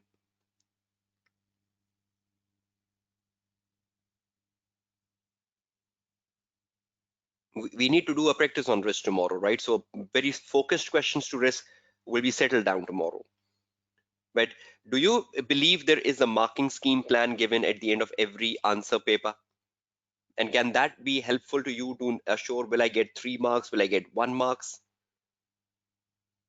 So try to explore these marking schemes, right? As much as possible, because these marking schemes, the good thing with these marking schemes is that they contain so many bullets.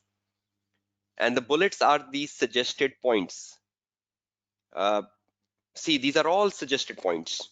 I think you can save a lot of time if you read examiner marking scheme than the answer, because a marking scheme also give you the marks, and the marking scheme also give you the uh, pointers.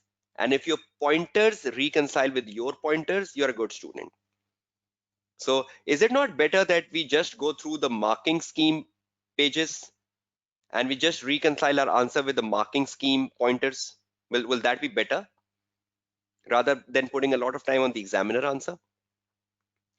So if you have the marking scheme, you know the marks and you know the pointers. So if your pointer gets matched with the examiner pointer, then that means you will get marks, right? So should a marking scheme be a better document for knowing the marks and for knowing the pointers? Because eventually we need to be writing, we need to reconcile our points with examiner points rather than our answer with examiner answer. Is that clear to all of you?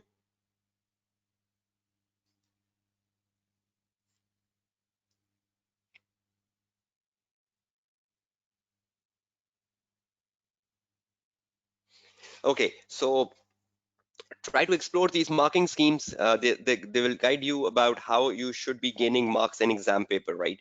So download 4 recent exam papers and 4 recent marking schemes, and that will really give you a comprehensive overview of developing a point, presenting a point, breaking a paragraph, and learning good things, right? So in your file, that means in your file, you now have suggested answers, recent 4. In your file, you have marking schemes, recent 4. But you need to learn a lot from marking schemes on a daily basis from tomorrow. Day 2, day 3, day 4, day 5 will be guiding you individual marking schemes in a more productive manner, and will be guiding you about how to write an answer in a more productive manner. So is maintaining a file going good for all of you? Exam technique articles, examiner reports, suggested answers, and marking schemes. Is it really helping you? Before I come to the last thing, just one quick scan before I take a break for 10 minutes to start on with the last phase of maintaining this file and reducing the gap between examiner and student.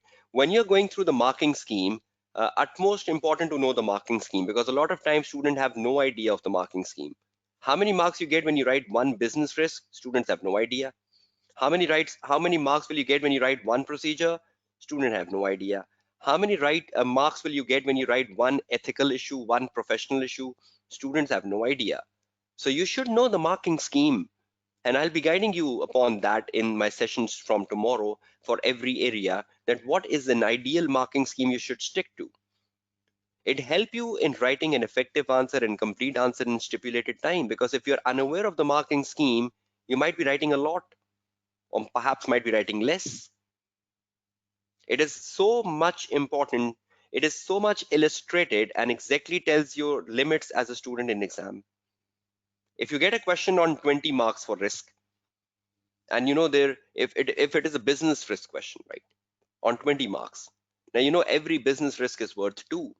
So okay, 20 divided by 2, I need to write 10 business risk rather than 20 business risk. If you get a question on ROMM, risk of material misstatement, for 20 marks, now we know in ROMM there are two marking schemes, 3 and 2.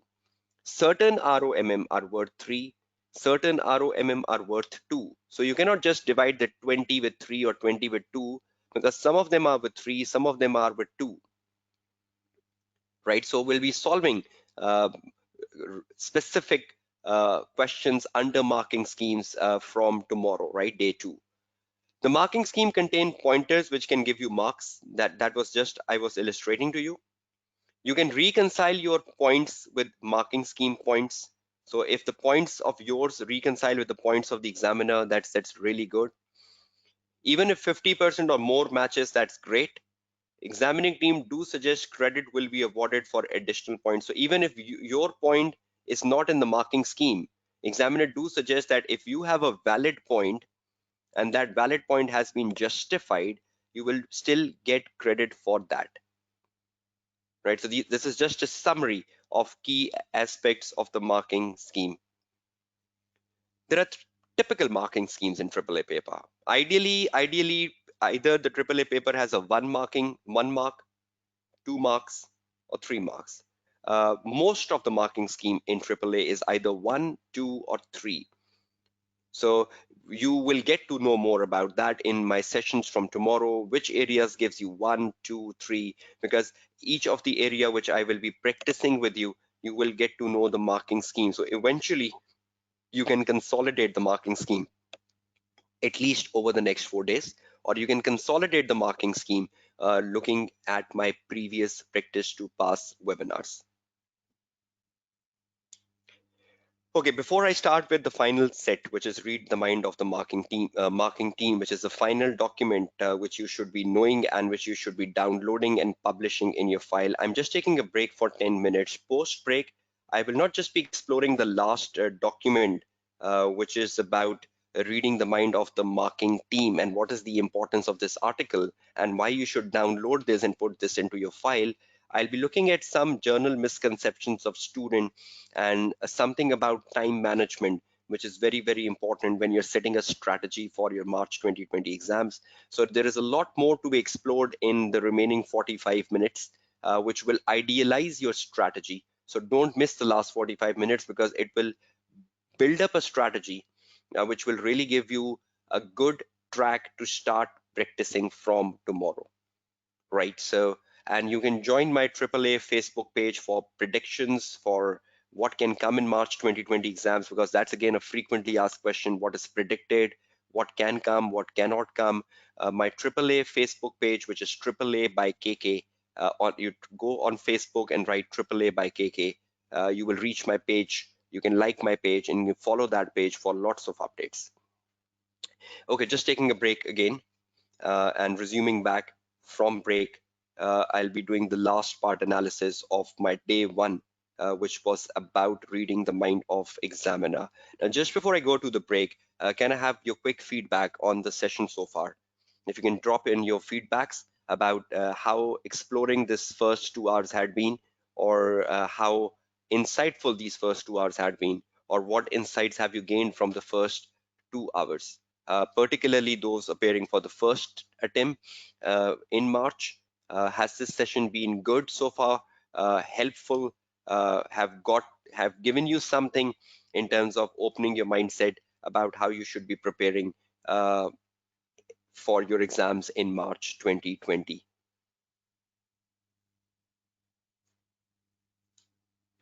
Okay, keep dropping your feedback during this break about the session today. I'm just taking a break for 10 minutes. It's a break, and it's ideally a break for approximately 10 to 12 minutes.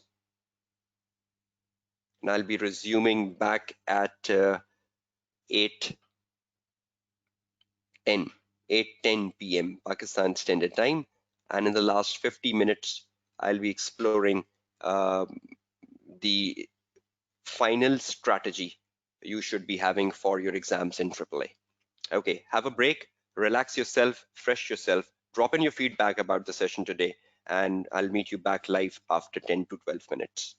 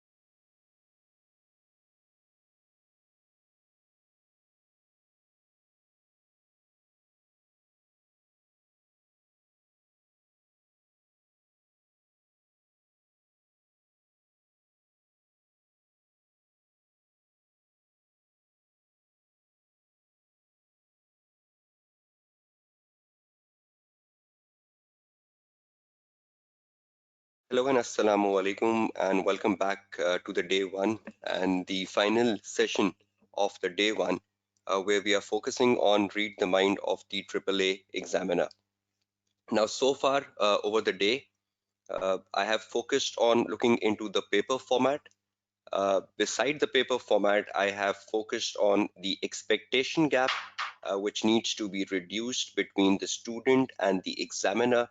And over the last 2 hours, I have been exploring the reduction. How can we reduce this gap by the supports available by the examining team? And I was exploring each and every possible support and how important that support is for students to make use of. Uh, we have looked into exam technique articles as a support and how important that is with the do's and don'ts analysis with the green pen and the red pen. The examiner reports again with the green pen and the red pen and the do's and don'ts analysis. The suggested answers and different misunderstandings around suggested answers, not just looking at the suggested answer for the length of the answer, but more about the development of the point. And again, I will be drilling my own answers from tomorrow onwards over the next 4 days. So you will get a better perspective of how you can write a better answer, because there was a query in between the break even from one of the student asking for that we are capable of identifying a point, but we normally fail to develop a point. Yes, but that is an area of concern which is to be addressed from day 2 to day 5, where I need to assure that you learn to develop a point, because the practice which will start from tomorrow will really help you to develop a point, because that is not just a problem for student based in Pakistan, but it's a global problem for students giving the AAA paper, that they're capable of identifying a point, but they then fail to develop the point to such an extent which can give them good number of marks. We were looking at the marking schemes, and again, the marking scheme is an area which we'll keep exploring over the next 4 days. There are so many areas in AAA which give us 1 mark, so many areas which give us 2, so many areas which give us 3. And I'll be making a consolidated marking scheme wherever I get time for that. The final document, read the mind of the marker. Now, when you're maintaining a file, you've already put 4 things in your file prior to the break. You now need to put the 5th document in your file, which is just one document, which is known as read the mind of the marker, the AAA marker. Now, if I take you to that point where we have the document known as read the mind of marker. Now, this is a document. Again, the hyperlink of the document is given under my slide. You can explore this hyperlink and reach the document. Or again, on the Google, you can type read the mind of AAA marker and you will reach the document. The very first link you will get on Google will be about read the mind of AAA marker. So on the Google, type read the mind of the AAA marker. Now, this is a very important document which is published by ACCA examining team. I think this is not a very recent document. It's almost like now a 1 year old document, which gives you a deep insights into how you should gain marks per valid point, and which points will score 0.5 marks, and which of the points will give you full 1 mark. What the marker has done in this article, I'll just be showing you that the examiner has given 2 examples of students, and he has explored that how a student gets 1 mark, 0 marks, or 0.5 marks. If you write this way, you will get 1 mark, or if you write that way, you will get 0. So examiner has explored a lot of examples of students' answer, and to guide you, okay, if you write this 0, if you write this 1. So that's quite an exploring article. And what I have done basically is, because that read the mind of the marking team, this article has covered 2 areas. One is ethics and one is reporting.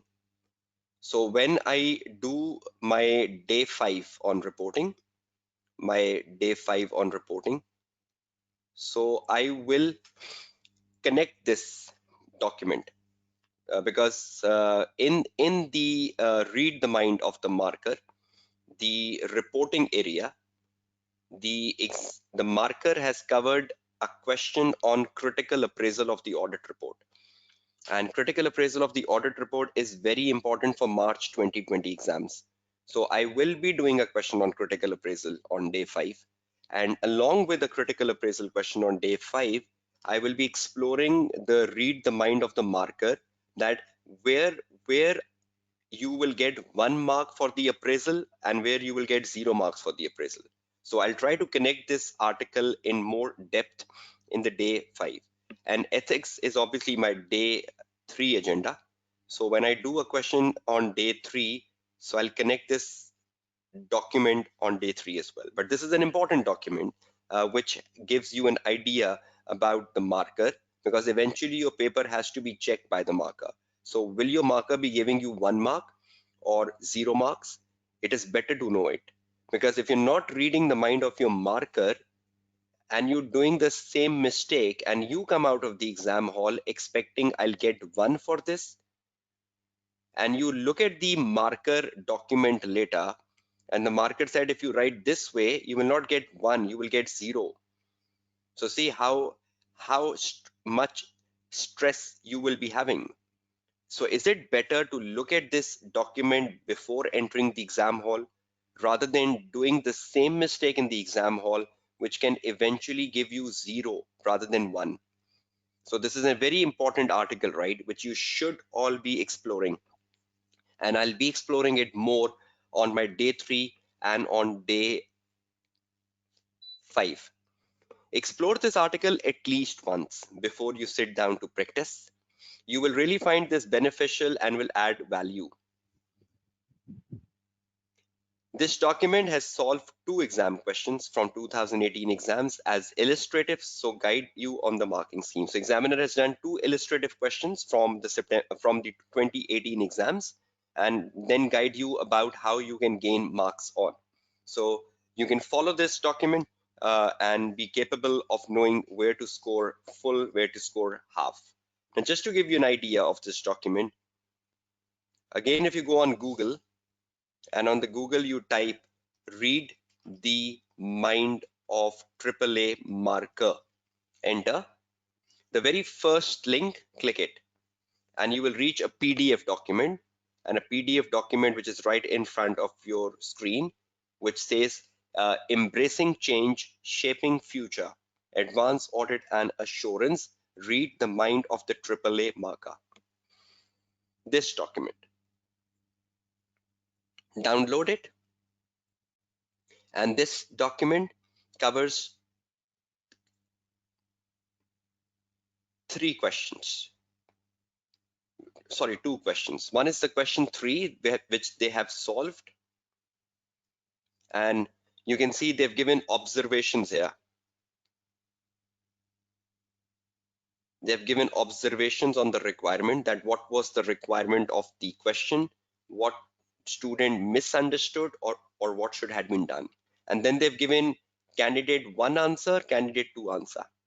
That this is how one student solved it, this is how the second student solved it. And then they've given you the marks, which students score higher marks. So they've given you analysis of 2 students, which can help you judge which sort of a student you are, and can even help you overcome your mistakes. So if the candidate 1 score more marks than the 2, then 1 is the better candidate and you should become the candidate number 1. Or if the candidate 2 scored the better marks, then you should become the candidate 2. So is that clear to all of you? So there is an analysis of a candidate 1 versus a candidate 2. So whichever is better, you should become that. So examiner is guiding you. This is a candidate 1 answer. This is a candidate 2 answer. And he has solved the question number 3. Then the same he has done for the question number 5.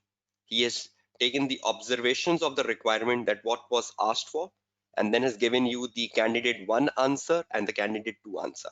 So I'll be exploring this 3 in my day of ethics, and I'll be exploring this 5 in my day of reporting. So this article will come back on the respective days, day 3 and day 5. will you be downloading this article and going through it? But the better utilization of this article will come on day 3 and day 5. If you can just see your quick drop of messages with some responses like yes or no. Is everyone clear on this document? Will you be downloading it? Have you got to know where and how will you search this document? And do you find benefit of this document? Candidate 1 answer, candidate 2 answer. So you need to choose which type of candidate you want to be in exam paper, the one which score more marks. So this is a wonderful marker document which has been released by the ACCA on their website. Okay, that's wonderful. We're moving back towards the presentation.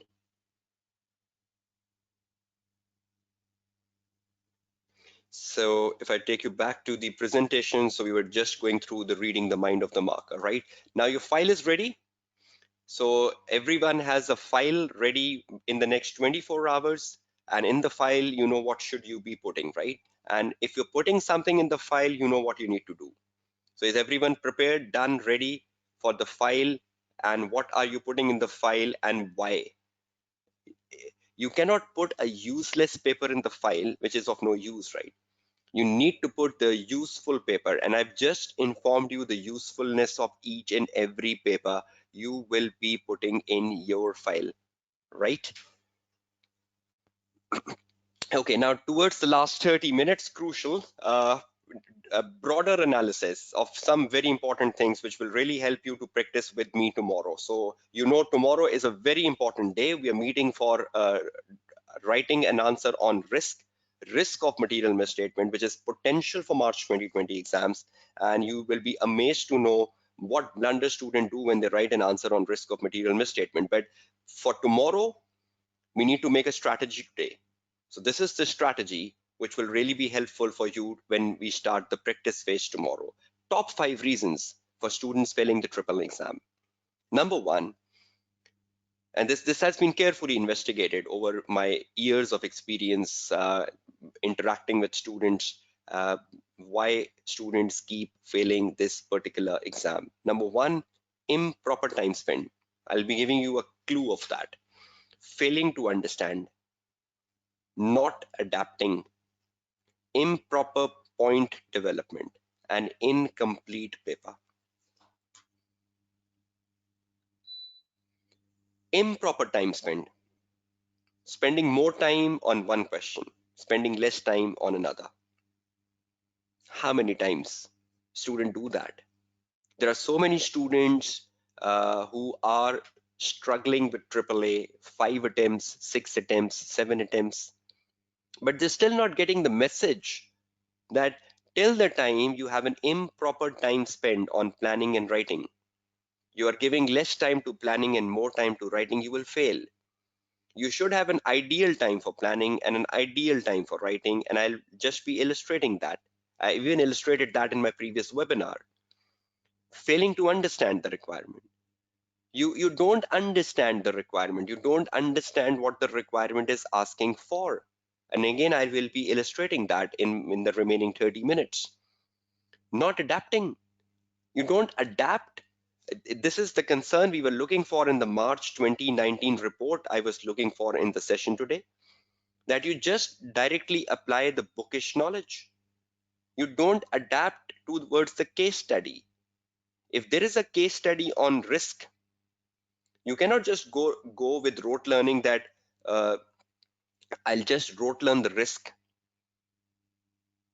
Like a lot of students rote learn the risk, journal risk, like listed company, the first year audit. And the moment they see the word first year audit, they develop the first year audit into risk.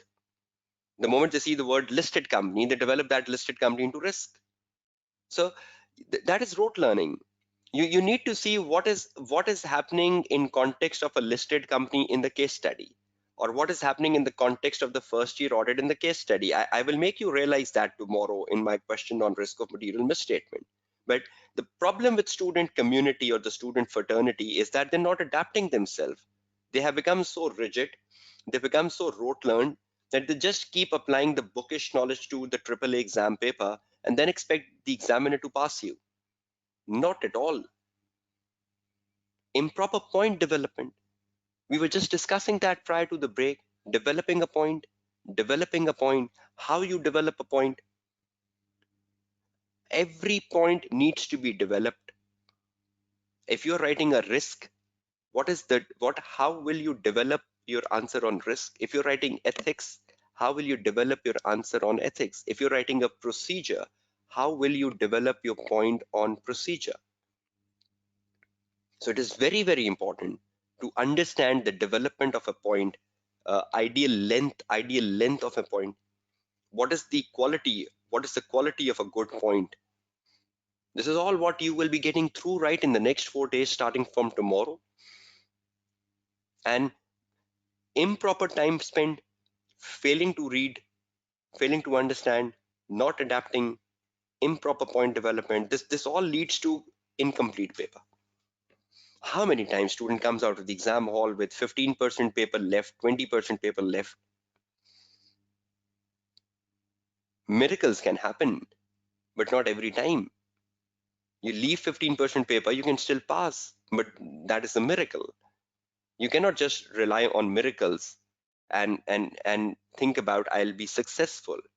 You need to come out of the exam hall with 100% paper. You might be an excellent student if you even leave 15% paper, 20% paper, and you still pass. That means the remaining paper you did was good, but that cannot happen with all of you. So you have to complete 100% paper. Is that clear to all of you? These top 5 reasons for failing, I will be exploring them with risk tomorrow, with procedures on day 3, with ethics on day 4, and with reporting on day 5. Is that set and ready for all of you? Improper time spent. I've given this equation to my students in my last webinar, those of you who are repeating it. This is a very simple equation, very common sense equation. When you go to the exam hall, you have 195 minutes.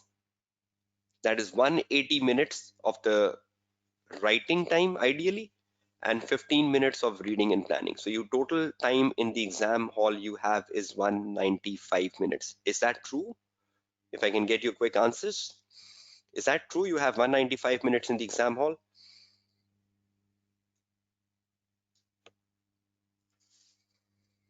Right. And is that a limiting factor? Is that a limiting factor, 195 minutes? Everything you have to do in 195 minutes. Now, if that is a limiting factor, what you can do? You have a limiting factor and you have an objective. You have to do 3 questions. You have to do 3 questions in 195 minutes. Your invigilator will not give you extra time, will not give you bonus time. So how would you do it? I have a very simple equation, which I am very firm on since last many sessions now, that out of the 195 minutes, 1/4 of the time is reading and planning. So 195 minutes, 1/4 of the time is reading and planning. How much is that? 48 minutes, 49 minutes. 49 minutes should be spent on reading and planning of the 100 marks paper. And then how much time you have for writing? 3/4 time. 3/4 time you have for writing, which is approximately 146 minutes. Without a proper planning, you cannot write. Planning leads to a proper answer, and a lack of planning leads to an improper answer. That is a very simple equation, right?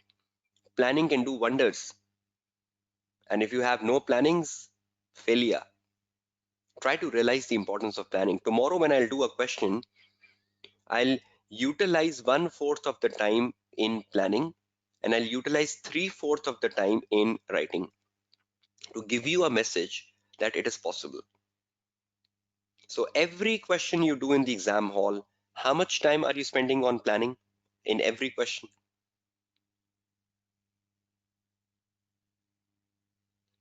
In every question, how much time are you spending on planning? If you can give me answers to that.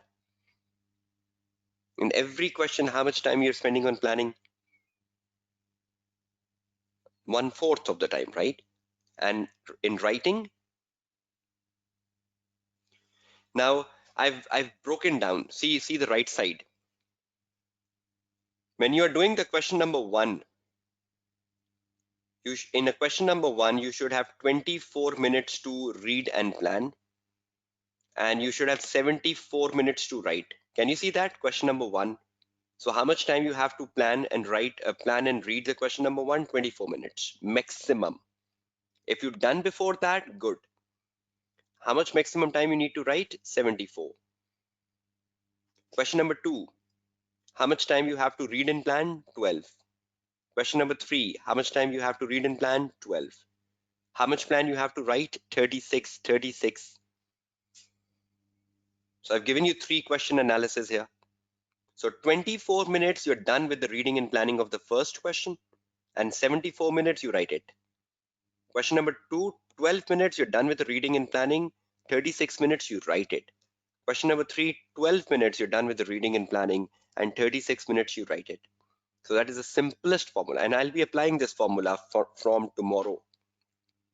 I'll be asking you at the start of my session tomorrow, 1/4, 3/4. And every question we will do, we will first take the time, we'll divide the time with 4, and 1/4 of the time will go on planning, 3/4 will go on writing. Is that clear to all of you? And whichever question you are practicing at home, you will take 1/4 of the time in reading and planning, 3/4 in writing. Right? Okay, failing to understand the requirement. How you plan a requirement in a AAA exam paper, from tomorrow you will get to know that. How important is to read the requirement carefully? How important is to break the requirement? So many times there is a word and in a requirement. So many times there is a comma. There is a comma in the requirement, and you overlook the comma. You overlook the and. So you're not breaking the requirement. You cannot just read the requirement like a sentence. You need to stop. You need to take a pause, comma, and I'll be demonstrating that tomorrow, how you read the requirement, how you break the requirement. Understand the marking plan, number of points to write. How much is the requirement worth? Is it 10 marks requirement? Is it a 15 marks requirement? How many points should I be writing? If I don't know the marking scheme, I might be writing a lot. Allocate time to each requirement. 1/4 time in reading and planning, 3/4 time in writing. Connect the requirement to the case, because that is success. Any of you who connects the requirement to the case study will pass the AAA paper. And if you fail to connect the requirement with the case study, rather you start writing a journal answer, you will fail. Annotate an effective answer to write. Annotate. When you're reading and planning, annotate it. You know annotations, right? When you're reading the case study, you keep annotating the case study, like scribbling, underlining, circling. So your case study should look messy. Your case study should have circles, underlining, scribblings, as if you've read the case study. Annotate the case study, because the more annotation you do of the case study, you will absorb the case study. And once you absorb the case study will get to your answer. But if your case study is neat and clean, your case study has not been messed up, you are not writing a good answer. So do you understand the importance of annotating the case study? The more, the better. So the more scribbling you do on the case study, the more underlining you do on the case study, the more circling you do on the case study, you're absorbing it. And the more you absorb, the better. So this is all what I will be doing tomorrow, right? Because I'll be doing a question tomorrow. So I will be doing the application of reading the requirement. I will be doing application of planning. I will be doing application of writing. So the top 5 reasons why students fail, you will see the application of that starting from tomorrow. Is that clear to all of you? Not adapting. Adaptation is the key success. You should tailor your answer, absorb the case. That is exactly what I was discussing in the preceding slide. Annotate the case study, absorb the case study so that you can tailor the answer according to the case study. You should absorb it. You should absorb it. You cannot write generic stuff. Avoid generic stuff. Avoid definitions, avoid introductions, avoid giving bookish knowledge. If you're attempting a question on ethics, you cannot just start to write the code of conduct. If you're attempting a question on ethics, you cannot just start to tell examiner there are 5 threats to ethics and you start giving definition of self-review, self-interest, familiarity, advocacy, intimidation. You're wasting your time. You need to connect the threat to the case study and justify why it is the threat. If you are attempting a question on audit risk, you're not telling examiner that audit risk, the definition. You're not telling examiner audit risk has 3 components. No, you're directly applying audit risk to a case study. I hope you're getting my message of avoiding the generic stuff which a lot of students do in the exam paper. You're doing a strategic level paper. So not adapting. And I'll be demonstrating tomorrow what not adapting basically means. Improper point development. I hope through the session today you got some focus on point development. From where can you learn point development? From the examiner answer. How to develop a point? Examiner answer. Read the mind of the marker. How to develop a point. And from tomorrow onwards, when we go into the practice phase, I will be developing points in the session, in the live session. I will be developing points for risk. I will be developing points for ethics, so on and so forth. So sessions from tomorrow onwards will be very important for you because what am I discussing today? You will see the application. You will see the realization of that from tomorrow. Because a lot of students, when they see the application of something, learns a lot. So improper point development and how important contribution improper point development plays in success and failure of the student. I'll be guiding all of you on that from tomorrow. Incomplete paper, so many issues.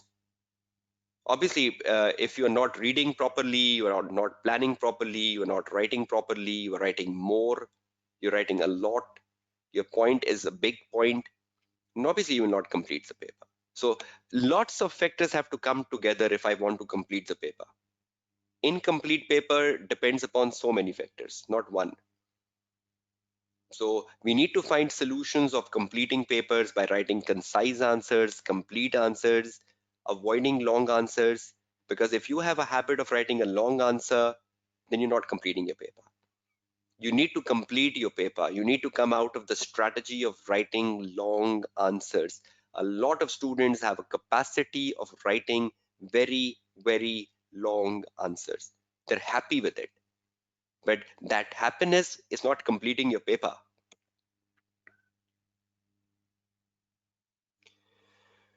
Okay, finally, some journal misconceptions and frequently asked questions which student keeps raising in every webinar and beyond webinars. So I thought let's bring them together. So everything is done on the day one. So tomorrow when I start practicing, you will not be asking these questions to me. Order of the question, frequently asked question. Should I do question number 1 first, 2, 3? No, you just got this answer in the session today. Do it in the order you like it. If you want to start with question 3 first, start with question 3 first. You want to start with question 2 first, start with question 2 first. Examiner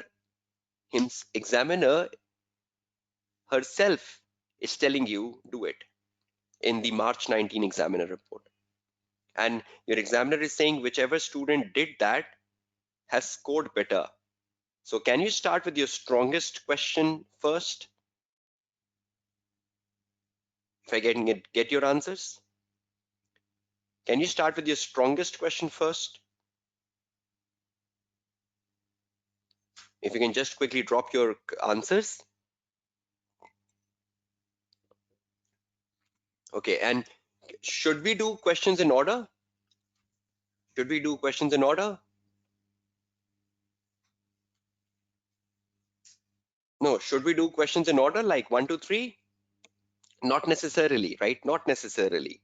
So it's up to you. If you think your question number one is the strongest, start with question number one. But if you think my question number two is the strongest, then start with the question number two.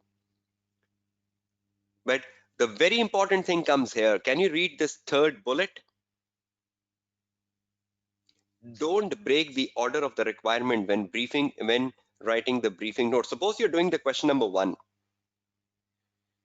and your A requirement is weak, your B requirement is strong, and you're writing a briefing note and you do the B requirement first and you do the A requirement after. You know the logical order in the briefing note is worth 1 mark. So when you are attempting the question one, and in the question one you have several parts A, B, C, D, try to maintain the order. Because if you break the order in the question number one, you will lose 1 professional mark. Is that clear to all of you? When you're doing question number one, within the question number one, maintain the order A, B, C, D. Is that clear to all of you? Because if you break the order in the question number one, you will lose 1 professional mark. But can you start with question two first? Can you start with question three first and do question one after? Is that clear? Can you do question two and three first and one after? Yes. But when you are attempting the question number one, when you're attempting the question number one, will you maintain the order of A, B, C, D? Right? Because if you don't maintain the order of A, B, C, D in the question number one, you will lose 1 professional mark in the briefing note. So that's one question. Two, quoting standards, name and reference. So many students ask, should we give name of the standard? Should we give reference of the standard? There is no credit, there is no mark for the name and reference of the standard, whichever the standard is. Then you ask, why do examiner writes it? Examiner answer is a tutorial guidance. He's guiding you. He's giving you guidance that this has come from the ISA 450 or this has come from IFRS 2. But you are not expected to write as per IFRS 2 or as per ISA 450 or as per the IESBA code of conduct. Examiner has given that in the technique article, exam technique article part 3, that there is no marks for quoting the reference and the name of the standards. This is given in black and white. Is that misconception clear to all of you?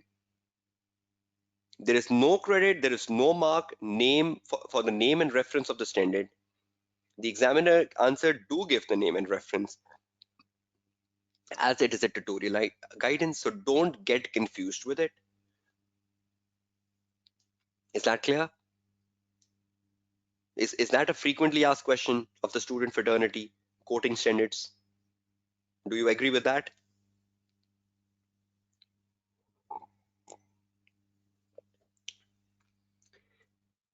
Giving definitions. No need, as you are a manager throughout the paper and responding to a partner. Should I give definitions? Not at all. Why? Because I am a manager. You are a manager. So manager is responding to a partner. You should not give definitions. Avoid unnecessary definitions unless specifically asked for.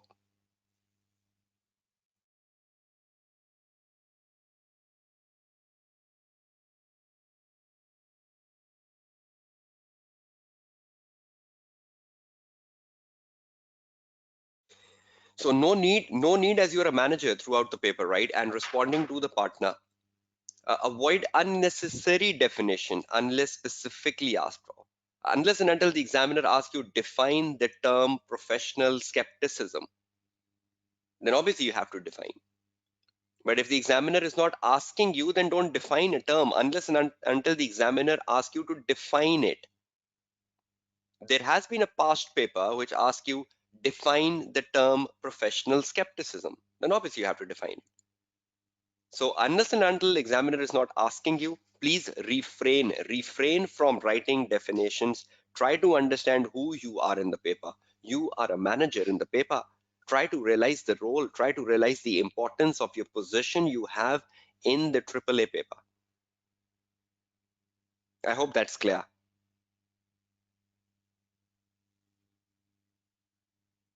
Professional marks, question number one. You know, question number one has 4 professional marks. An examiner has made it clear so many times in the March 19 report, in the September 19 report, which you have to download and read. Examiner has made it so clear how you get the 4 marks. Examiner has shown you the breakdown of the 4 marks. Examiner says you will get 1 mark for the suitable heading. I will be demonstrating that tomorrow. Examiner says you get 1 mark for an introduction, 1 mark for the structure of the answer, and 1 mark for the clarity.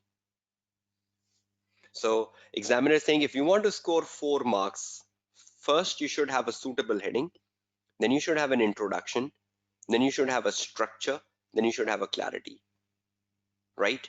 And I'll be demonstrating a briefing note tomorrow. Heading, introduction, structure, clarity. Heading, introduction, structure, clarity. It's better to learn this way. HISC. Heading, introduction, structure, clarity. What does each of them means? I will be demonstrating them tomorrow. Heading, introduction, structure, clarity is equal to a briefing note is equal to 4 marks. Is equal to a briefing note is equal to 4 marks. Yes, conclusion is part of the structure, right?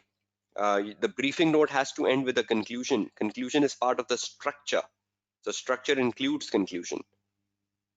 Is that HISC clear to all of you? Heading, introduction, structure, clarity. So briefing note has 4 marks. Don't lose these 4 marks. They can be crucial in your passing and failing of the paper. Amount of practice you should be doing for March 2020 exams. Another frequently asked question. 2016, 2017, 2018, and 2019. That's like 8 exam papers. So if you do these 8 exam papers, you're wonderfully prepared. So download the 16 exams, download the 17 exams, download the 18 exams, download the 19 exams. Do it. These 8 papers is quality. Quality.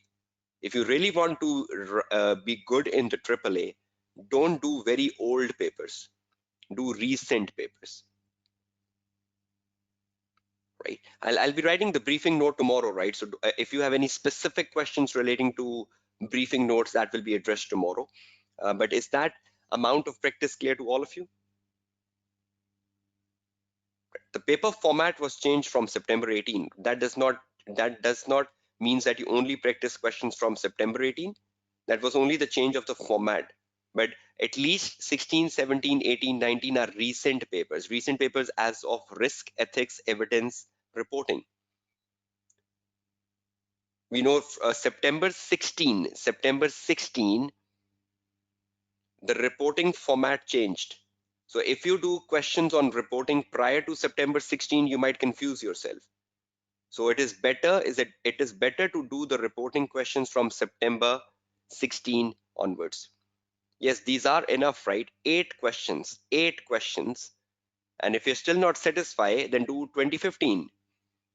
Every person has a different level of satisfaction. If you're not satisfied after 4, do 2015, do 2014. But what should be your first priority? Your first priority has to be 16, 17, 18, 19. Is that clear to all of you? Your first priority is 16, 17, 18, 19. And if you think I still need to do more, then 2015, 2014. Articles which do tell you about the activities at the pre-engagement stage, planning stage, and the completion stage. At the start of my webinar today, I was guiding you that there is an article of examiner which guides you on the planning stage, which guides you on the completion stage, and which guides you at the stage of accepting a new client. What if you get a question on accepting a new client and you've not read the examiner article?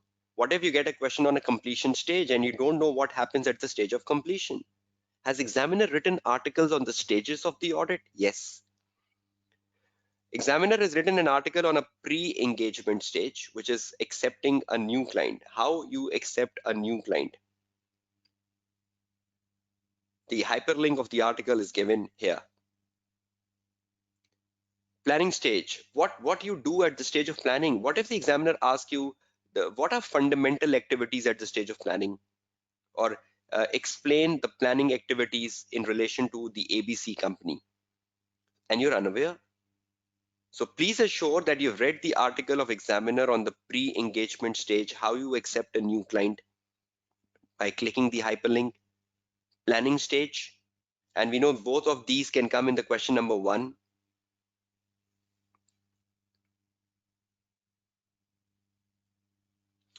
Yes, June and December there are 4 exam sessions, right? But do you think ACC uploads exam paper of each session? Do you get exam paper of March, June, September, December? I think you've not seen the website of ACCA. ACCA hybrid the paper, right? March and June is hybrid and one paper. Then September and December is hybrid and one paper.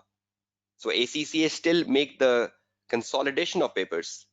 ACCA don't publish paper for March, June, September, December, even though there are 4 exam sittings. ACCA only make 2 exam paper available, June and December. And then there is an article on completion stage. 3 articles on completion stage, which will give you so much idea about the completion stage of the audit. So please assure that if you want to be good in the question number 1, you have an idea about the pre-engagement stage and you have an idea about the planning stage. And if you want to be good in the question number 2, then you should have an idea about all the 3 articles, because these 3 articles will help you better understand the question number 2. So will you be reading these 5 articles? And how many technique articles I have recommended you in the session today? How many technique articles to download and read? 5. And how many articles am I recommending you now for pre-engagement stage, for planning stage, and for completion stage? Okay, so how many total articles you're reading from the day 1 then? Let's see who is mentally present. In total, how many articles to read from the day 1? Total of 10. 5 technique articles and 5 articles right in front of your screen. So these are 10 articles to be read from the very first day. Hyperlinks are given. Just click them, explore them. Okay, now just one housekeeping instruction quickly as we are into the last 5 minutes. When the webinar ends after 5 minutes, immediately you will see a feedback form in front of your screen. Please assure you fill in the feedback form very properly and very clearly. The feedback form will have a rating scale, ideally from 1 to 5 or 1 to 10. Please assure that you know 1 and 10, which is good, which is excellent, to mark your feedback in a very proper manner. So once the session ends in 5 minutes, automatically in front of your screen, you will see the feedback form, and please fill in the feedback form in a very clear manner. And also please start to drop your feedback about the session today. How much helpful had the session been today for all of you, particularly those of you who are taking this webinar for the very first time and is appearing for the AAA exams for the first time in March 2020. Your valuable feedback in the next 5 minutes will be very highly recommended. Okay, so that's bringing us to the conclusive stage. At the start of the webinar, I have shown you that you can explore the previous webinars on the ACCA Vimeo channel. The hyperlinks of them has been given here. You can explore the December 19 webinar. You can explore the September 19 webinar. You can explore the June 19 webinar, and you can explore the March 19 webinar. And you're already taking the March 2020 webinar. So if you explore these webinars along with this live webinar, this can really be setting the right platform for you to pass the AAA paper. Right, so this is the previous sessions I've done. And again, just a reminder, I try making every webinar different. And if you watch my previous webinars, in each of the webinar, you will get some different learnings, some different things, because I cannot just be monotonous in my webinars that I keep repeating the same things, because I've been conducting these webinars since March 2018, and this March 2020 webinar is completing my 2 years of webinars. So I cannot just be the same. I need to give you more things in each webinar. So each webinar gives you more insights of the AAA paper, and you have plenty of previous webinars to explore and be good in. Okay, just a final recap for the first day. So when you conclude today, you have a better understanding of what has been the focal point of my first day today. The first day explored on reading the mind of the examiner. And over the 3 hours, I've explored that with all of you, guiding you about how important is that. Have you really got the message, which is the day one message, which is this: reducing the gap between the examining team and students? Has this session really helped you getting some understanding about reductions? And do you believe this reduction is bringing you closer to 50 and surpassing 50? Will this really help you coming to 50 and surpassing 50? So have all of you got the clear message of reduction? And do you believe there is an expectation gap between you and the examiner? Do you all realize that? But you still have a month, right? You still have a month to reduce it. That's a lot of time. That's a lot of time in which this reduction is possible. Honestly, 1 month is a very good time to prepare yourself for AAA. If you make a plan, make a file, sit down, uh, make a file as is being given to you in the session today, and then start practicing. Now, you know, from tomorrow onwards, I'll be meeting you with very specific agendas, right? Tomorrow, on the day two, I'll be practicing the question on risk of material misstatement because it's very important for March 2020 exams. So tomorrow we have day two, and the day two is on the risk of material misstatement, right? Day three is on procedures and evidence. Day four is on ethical and professional issues, which is right in front of your screen now. And day five is on reporting. So mark the calendar and please be in the live webinar because we have such an important topic tomorrow, risk of material misstatement. And I'll be taking into account the June 19 exam paper, question number 1, if you want to prepare that. And that I will do the complete June 19 question number 1 with you tomorrow. And with all the reading and planning time, with all the development of the point, with all the do's and don'ts, so that you have an excellent idea about how you can tackle the first question. So be in time tomorrow, 6 to 9 p.m. the Pakistan Standard Time, so you can check the local times over the Google, and but make a habit of joining these sessions live so that you get a lot from the live sessions, right? So it's time to say you goodbye from the first day. Again, I wish you best of luck towards your preparation for exams in March 2020. It was good having you all live today, and I'll be seeing you live tomorrow for the day two of the Advanced Audit and Assurance Practice to Pass webinar, which is being organized by ACCA Pakistan. I am Kashif Kamran signing off from the first day. Goodbye and Allah Hafiz.